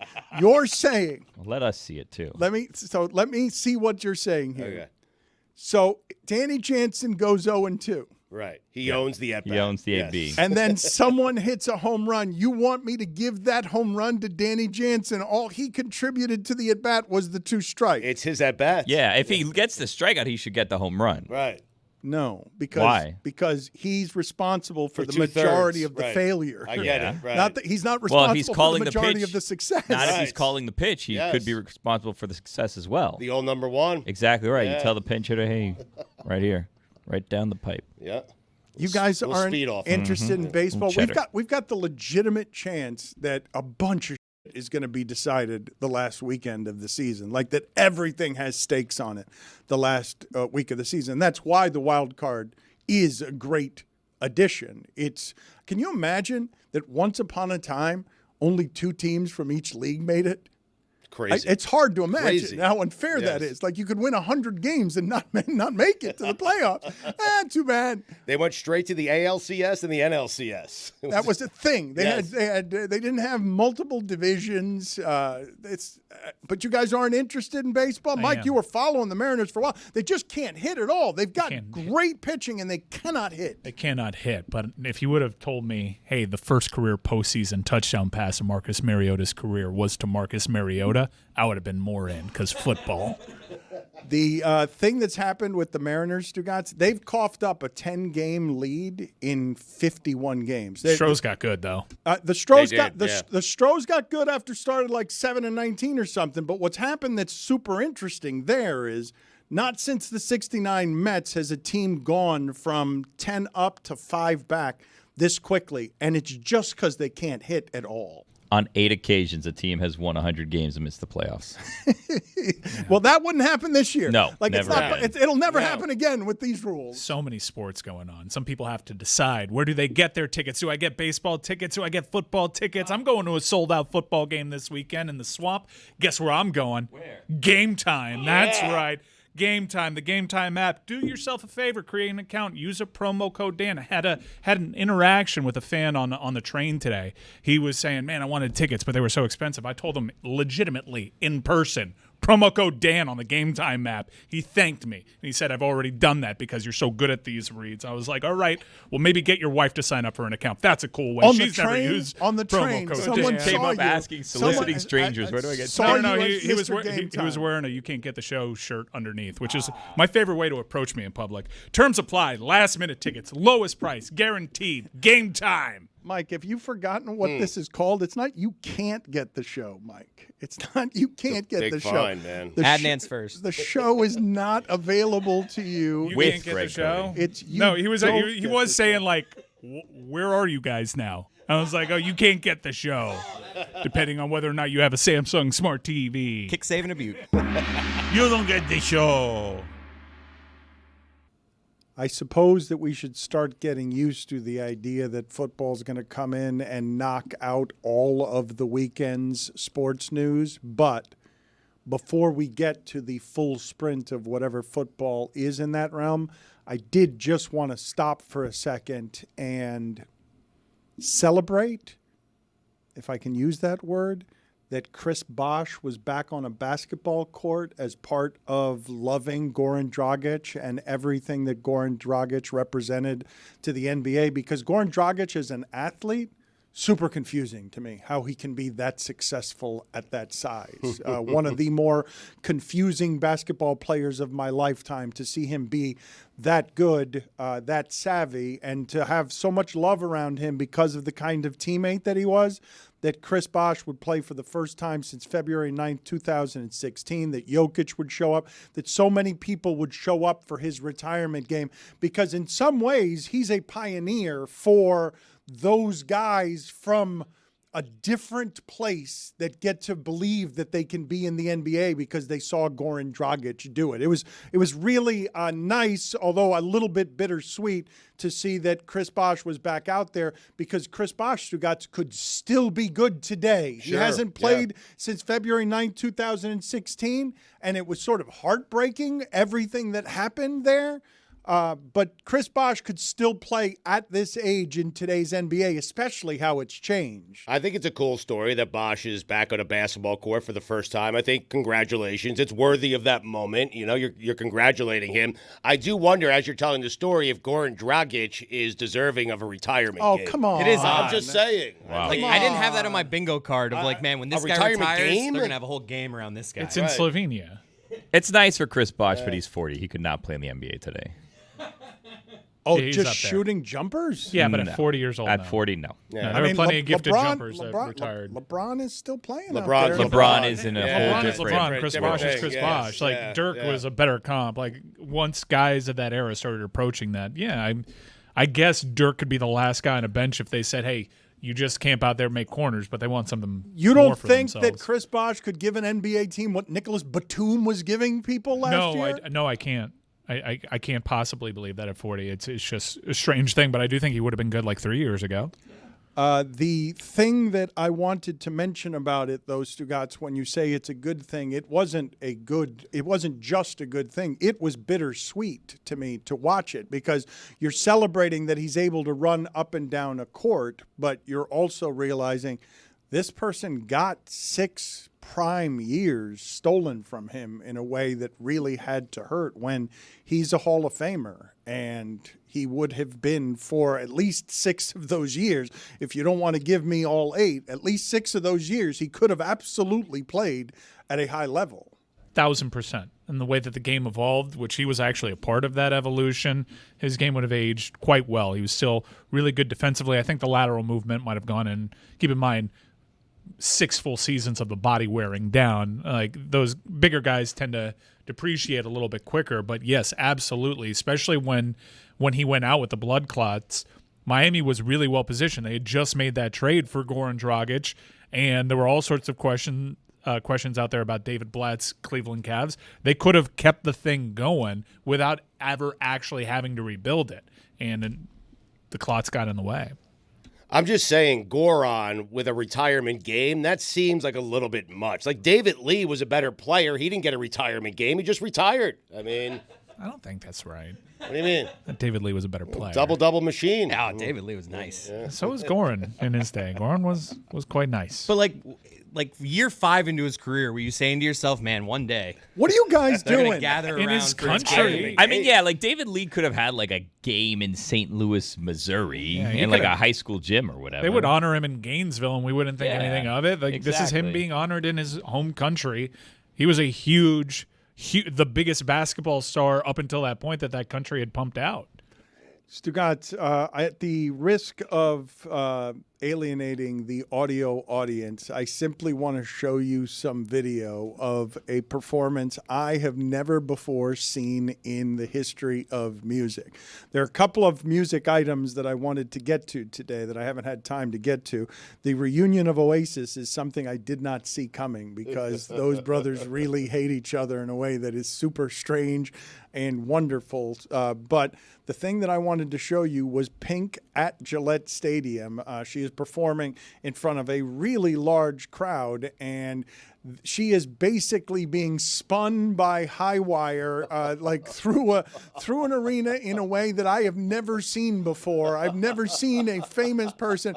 This seems more impressive than what Tom Cruise did at the Olympics, where she is upside down and hanging from a string, and she is flying all over Gillette Stadium. And many people are pointing out that not only did she not throw up, but she kept singing throughout all of this. She is just swinging all over Gillette Stadium, and I've never seen a performer do this before. Now, Pink has been doing this for like a decade. It's what she's known for. It's her thing. But I've never seen it done to this level of extreme. Is this video sped up in any way? No. This looks crazy. No, this seems super dangerous, and she's been doing a version of this, but not this. This is not something that I've seen done before, where she is just simply swinging all over the stadium in a way that's very high and seems very dangerous.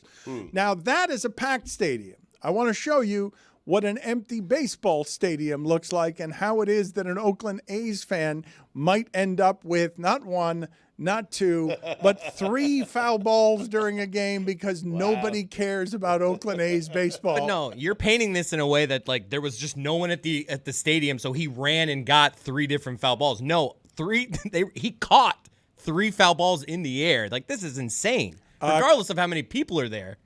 Correct. It is insane, but there are a lot of empty seats around him that give him all that room. He caught 2 with he caught all of them with his glove, right? All of them were caught with the glove? Yeah, all of them in his own row. Yeah. Like he's maybe moving like in the third one, he just gets some elevation. That's a web gem right Chris, there. what he is saying is, what Dan is saying is, good luck doing that at Yankee Stadium. I get what you're saying. Right. If it was a fully packed stadium, it might have gone to someone else. He had a lot. He had many seats to. He was like an outfielder with range. Yeah, like he got rangy like within like 5 seats, but all within one row. That's really impressive. What are the odds? Too old for a glove.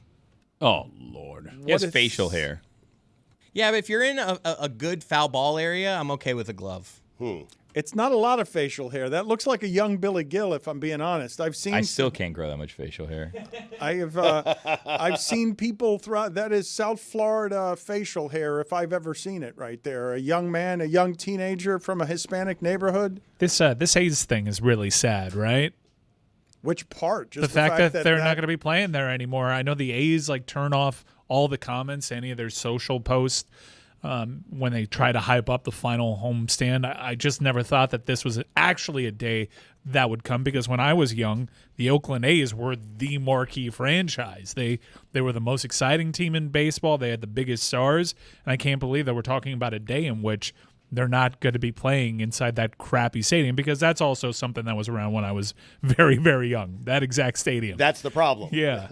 Jose Canseco got inducted into their Hall of Fame last week. He's also doing a home run derby down here in October. The A's Hall of Fame. Yeah, the A's Hall of Fame. Yeah. Are you going to go see it? Are you going to go cover it? I need to ask more details, because when I ask for details, I go, what's this now? I was told he wasn't supposed to announce that yet. So, as things go with Jose Canseco, it seems like things are off to a great start. And, by the way, there's also always the chance he doesn't show up for that. And then I'm just watching a bunch of people I don't know in a home run derby. You think Rafer Austin got a game? That's when a great question. Retirement game for Rafer. Yeah, probably. Like, if he wants to do it at like a famed street ball court, I get it. Guys, he's a Balkan legend. Like we did celebrate a lot when we got him down here. He was a fun show. He had a great career. Oh, and then every year after he left, we celebrated him coming back, and he never did. What was the app? Was it a Vine? I think we did a Vine for when. Super viral Vine. Billy does love his baseball, and I was wondering, Yankee Stadium had a lot of activity this weekend. A-Rod is now officially an old-timers game person. How did you feel about everything happening with the Yankees this weekend? Aaron Judge getting to 50 home runs very fast, and A-Rod being celebrated returning to Yankee Stadium. I think they brought back the 2009 Yankees. I guess, wow, I'm not even thinking about it. It's their 15th anniversary. I'm assuming that's why they were back for like Old Timers Day or whatever. I felt happy for A-Rod that he was kind of like embraced by the Yankees fans and celebrated. I could do without the Jazz inside the dugout hanging out with all those old Yankees. Like, I'm happy for you, Jazz. We broke up. I hope I never have to see you again. Like, I don't need to see how great your new relationship is. Not for me. Not for me. Enough of this. Last week we watched him tell this story on and on. God, that story felt endless for 15 minutes just to get to the punchline. He gave a little kid his phone number. Like, we get it. Okay, you're such a cool guy. I don't want to see him anymore. I don't want to see him doing so well. I don't want to see how great his numbers are. Now that he's with the Yankees instead of the Marlins, I don't want to see how happy he is. I don't want to see it. If you break up with me, even though we kind of broke up with him, I guess we sent him away. But if the relationship's over, I don't want to hear about you or see from you again. I don't want you to be. I don't want you to have happiness. That's what I'm going to say. Once you're out of a relationship with me, I don't want you to have happiness. And if you do, keep it to yourself. Are you criticizing the length of other people's stories? I mean, I'm just re-signing a video like 15 minutes long. I had a punchline. Oh, okay, gave his phone number. We get it. He's sitting next to Jeter, who traded for him. We gave up Zach Gallen. Okay, that is another thing. Two co-conspirators there. Jeez Louise, what a bad trade that was. It's the 15th anniversary of thing. Yeah, is it not? It's just like an odd one. When you don't win World Series every year like the Yankees used to, you got to do anything you can to get people back in the park. I mean, geez, they're gonna lose Juan Soto. Did you see the fans? I said, the fans were chanting, "Keep Soto, keep Soto." You see what he said? He said, "Talk to Brian Cashman. He's out of there, gone. He's gonna go out of there. Back to back to back. Soto, Stanton, Judge. God, they're gonna blow it. They're not gonna win anything with the three of them. That's crazy. They're gonna lose Juan Soto." And Aaron Judge, I was reading a thing this morning, said Aaron Judge is on a historic pace. No, he's not. He's not going to break 73. He's not going to historic pace. To finish with what? I think he's on pace to break his record. He doesn't have a record. That's not a record. 62, Oh, the American League record. That's not a thing. He's on There's pace for one home run record. He has that anyone cares about, though. I know, and they don't care. No one cares about home run Right. records anymore because of steroids. The It's like, guys wow, from this the is so 90s. great. Yeah. No one cares. They ruined it. This isn't a fun chase. No one cares about these home Well, runs. let's be clear. The guys of the 90s, they say baseball in the 90s. And they ruined killed it now. They Yeah. ruined it moving forward, yes. I used to make a case that I thought that Jose Canseco would be in the should be in the Hall of Fame as a contributor to the game for kind of trying to clean up the whole steroid situation. Then I sat back and I said, but he also made that mess, and you shouldn't reward someone for cleaning up a mess they made. That should be kind of just what they do. But you think that these Yankees are going to do anything? Enough of Aaron Judge. Is Roger Maris' son going to come around? Are we done with him? We're done with him finally, right? We don't have to see Roger Maris' son anymore. Gosh, we saw him in 1998 following Mark McGwire around. Last year he was following Aaron Judge around the entire time. We're done with the Marises, are we not? Are we done with the Marises? Put it on the poll, please. Are we done with the Marises at Le Batard Show? I want to get to our second Suey because we're going to have a fun Suey week. Limited fake is always a good category, and this is Mike Ryan's, one of Mike Ryan's favorite categories because he loves the sound of his own voice, no matter whose voice he's doing. Are you guys ready for limited fake? Is everyone excited about this? Let's do it.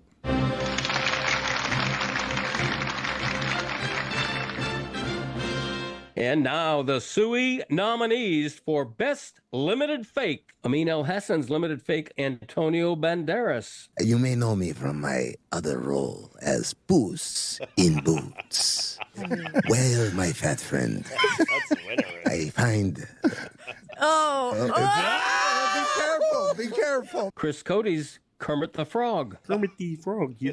Roy Bellamy's Kermit the Frog. Kermit the Frog here, live from Middlelock Media Studios here in Miami. The Germans are advancing on France in World War II. Amin El Hassan's Limited Fake, Baby Billy. Let's go Bible Bonkers, God's favorite game. Billy Gill's Limited Fake, Bill Belichick. Then they ask him about it. He's like, I don't publicly talk about my contract situation.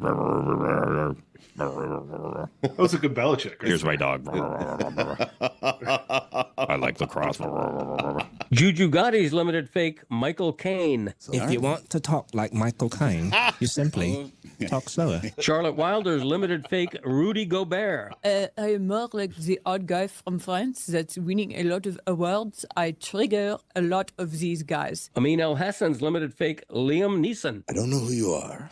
Don't know where you are. But I have a specific set of skills, and I will find you. Jessica Smetana's Limited Fake, Jimbo Fisher. Mr. Shirt, if I may say for a second, Miami, they were simulating the snap count the entire game, and they were clapping at the line of scrimmage. And the only thing I want to see clapping are them cheeks on Mrs. Met in my face, Mike Shirt. All right, so that's one thing.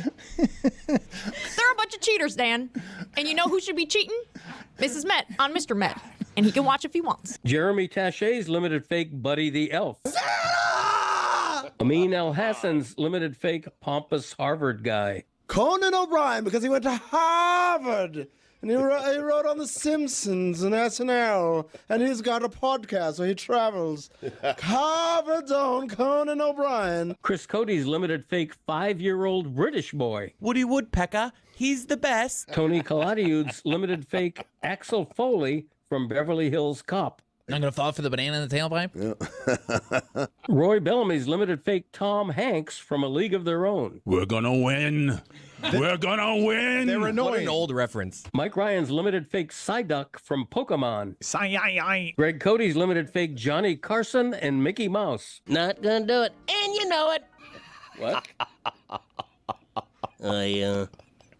That is weird, wild stuff. I did not know that. Badap! Eisner. Actually, no, it's Iger. Isn't it weird? They went from Eisner to Iger. What a beautiful thing for me. Eisner. And there was a Chapek era. Iger. Mike Ryan and Tony Kaladiud's Limited Fake, Joe Zagacki. Says other people, like, we don't have to make special exceptions. Come on now. It's got a point. I'm trying. And them agreeing. People say we live in an echo chamber, that our show has too much of an echo chamber. Them, like, hard. Just saying, like, sometimes you're insulting Eric Bieniemy. Them having a hearty agreement. Making a lot of good points.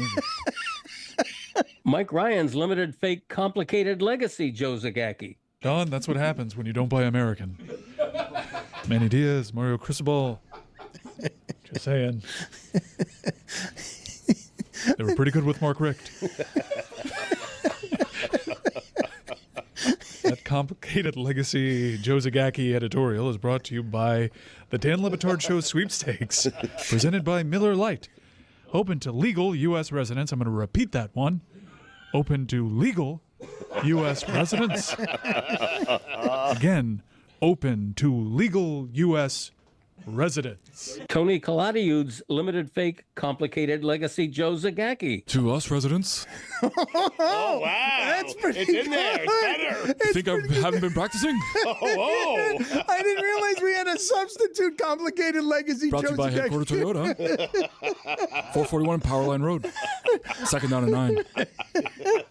Mike Ryan and Tony Kaladiud's complicated legacy, Joe Zagacki adoring Kim Mulkey. He hired Kim Mulkey the year before and gave her the highest salary of any women's basketball coach. And then he hired Brian Kelly. So I think there is something. I'm done. Something about her. 2 of them. I draw the line. You're surrounded They by... call it a je ne sais quoi. You're surrounded by... Sequence really gets me. I'm sorry about that. Political views. Forget those. Tony Kaladiud's limited fake Cuban Joe Zagacki. Mommy, Oh,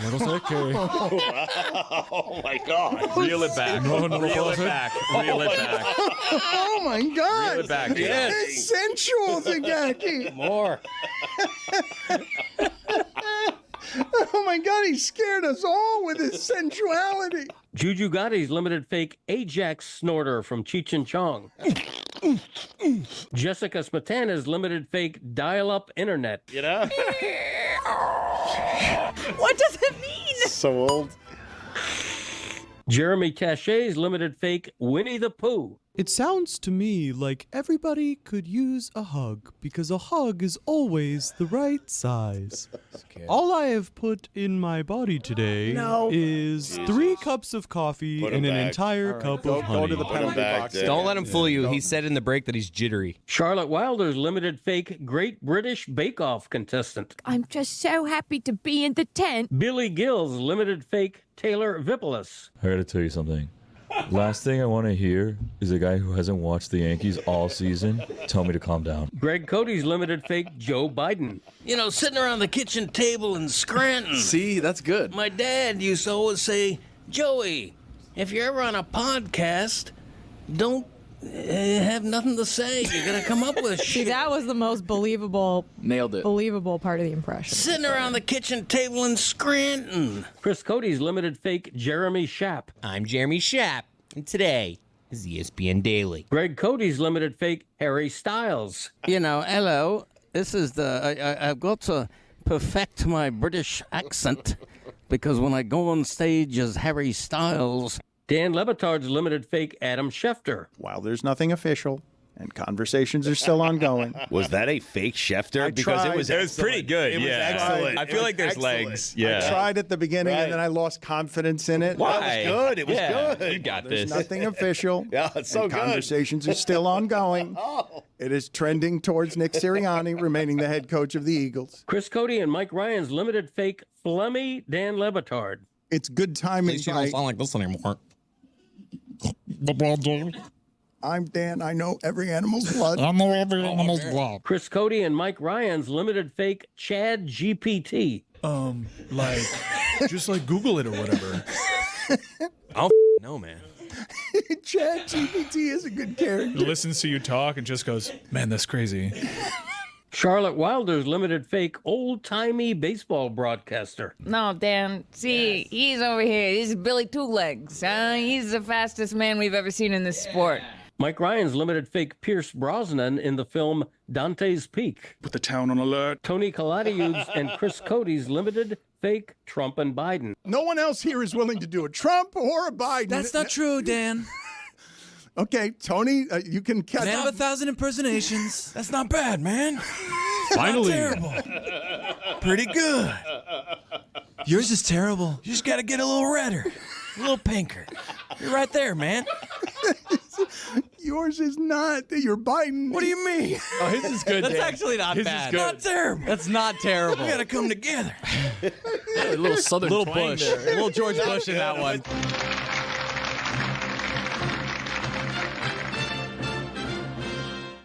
Chad GPT is a good character. That's crazy.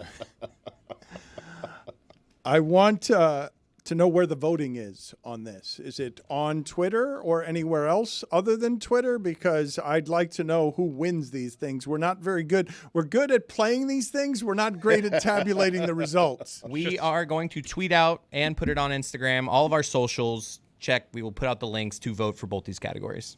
And we will have no funny business this year. We're using a different website. I don't know if you're going to be able to vote as many times. Because in the past, you could just keep voting over and over again. We're trying to eliminate the funny business, especially for best musical performance, because those people get, they get frustrated with that stuff. Sounds like a real election.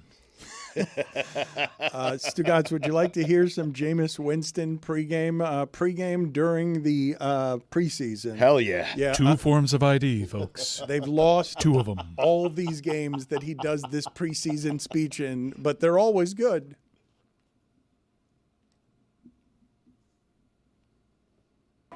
It ain't just about having fun, man. Yes, remember the time you played your best football game of your life. Yes, sir. Remember the time after that victory you went to CC Pizza and celebrated with the boys. Yes, for real. Feel it in your heart, man. It's a long way back to Cleveland. Yes. Let's not leave you without a victory. Yes. All right? So put everything you got on the line today. Let's have a game of memory, man. All right? I remember. Let's go. Family number 3. 1, 2, 3. 0-3 in those games. Oh, man. CC's Pizza was the best. Roy Bellamy has a story about Rose, who was with him and Jessica as they became champions in Key West. We'll get to that in a second. We're also going to get to Juju Gotti in a second. But this is from Chapel Fowler on Twitter, and it's a sad day. It is official. Clemson football coach Dabo Swinney will no longer take live calls from fans on his weekly radio show. The new format is called Tiger Sports Hour with Dabo Swinney. Fans will be able to submit questions to him via text and email.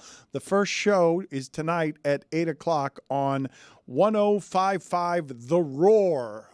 The reason that he will no longer take live phone calls is right here, I'm assuming. I used to tell people all the time, they say, what's the difference in Clemson? Let me tell you. At some places, there's an expectation that a Clemson doesn't appreciate.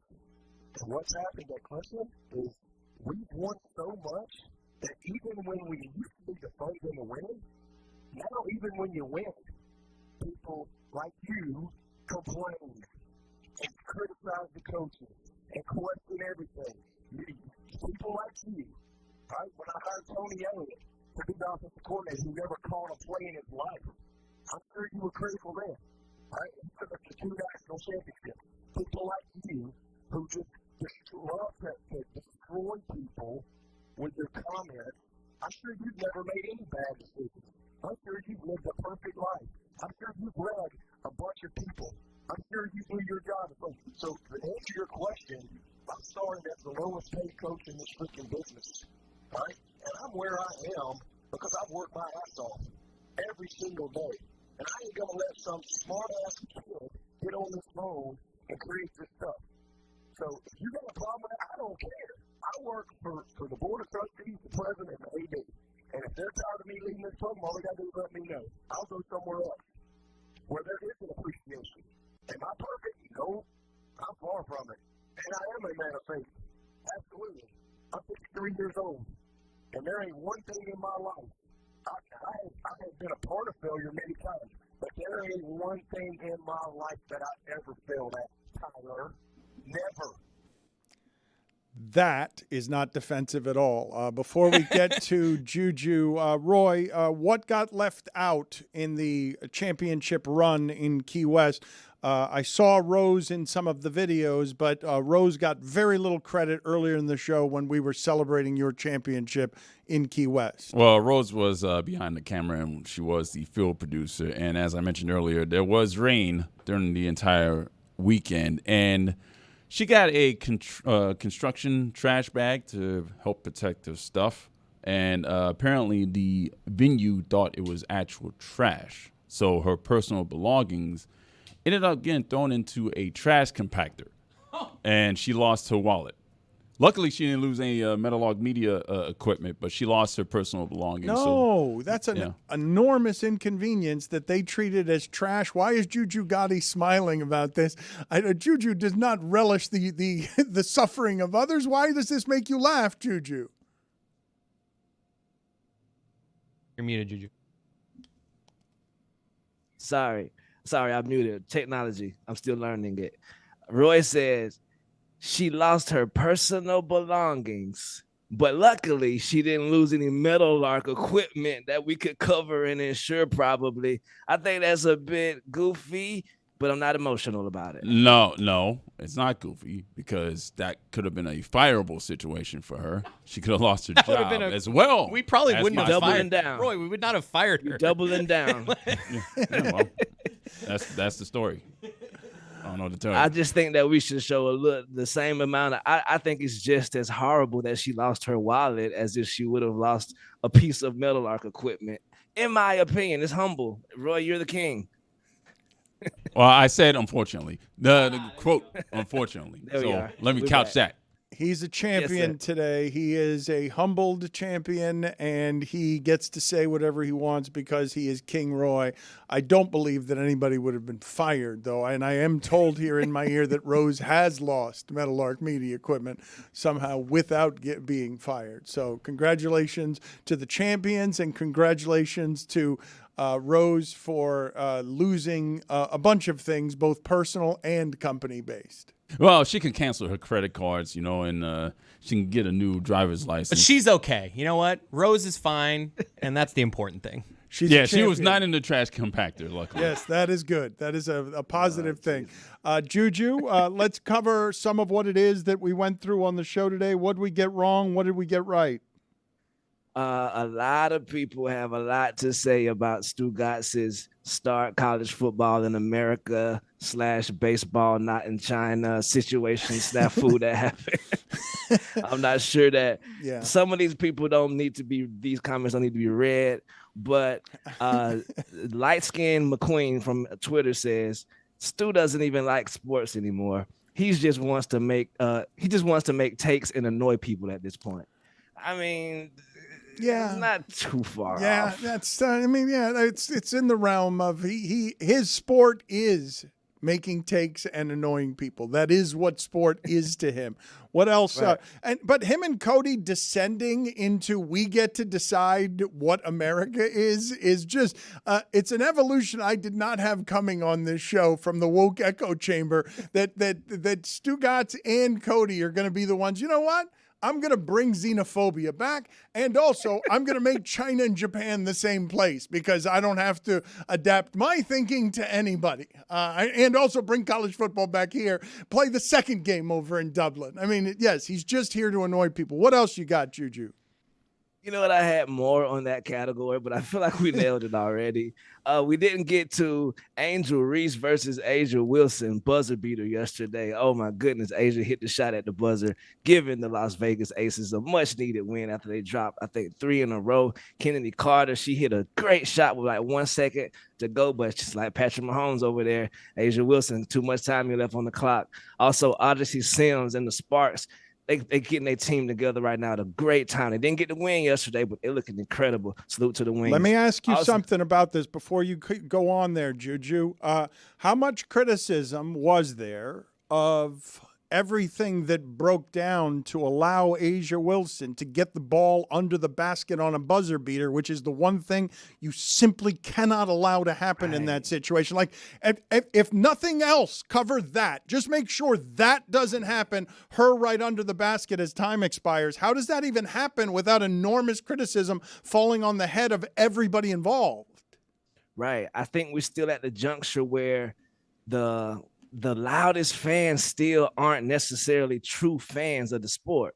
Like, they were more so concerned with pointing out Angel Reese's shooting percentage or Angel Reese versus Caitlin Clark comparison. They're still up to that when, like you said, bro, that can't happen with 1 second to go. Like, I prefer you go into a zone and maybe give up a long shot versus a layup to Asia, the best player in the world. You are exactly right. But I wish I would hear more criticism of that versus let's take this opportunity to attack Angel Reese. I just didn't even understand the breakdown, though, because it's the idea that the double team was headed elsewhere, that you could be picked in that situation so that the best and the biggest physical player is just catching the ball easily as if it was a fast break. It didn't make any sense to me.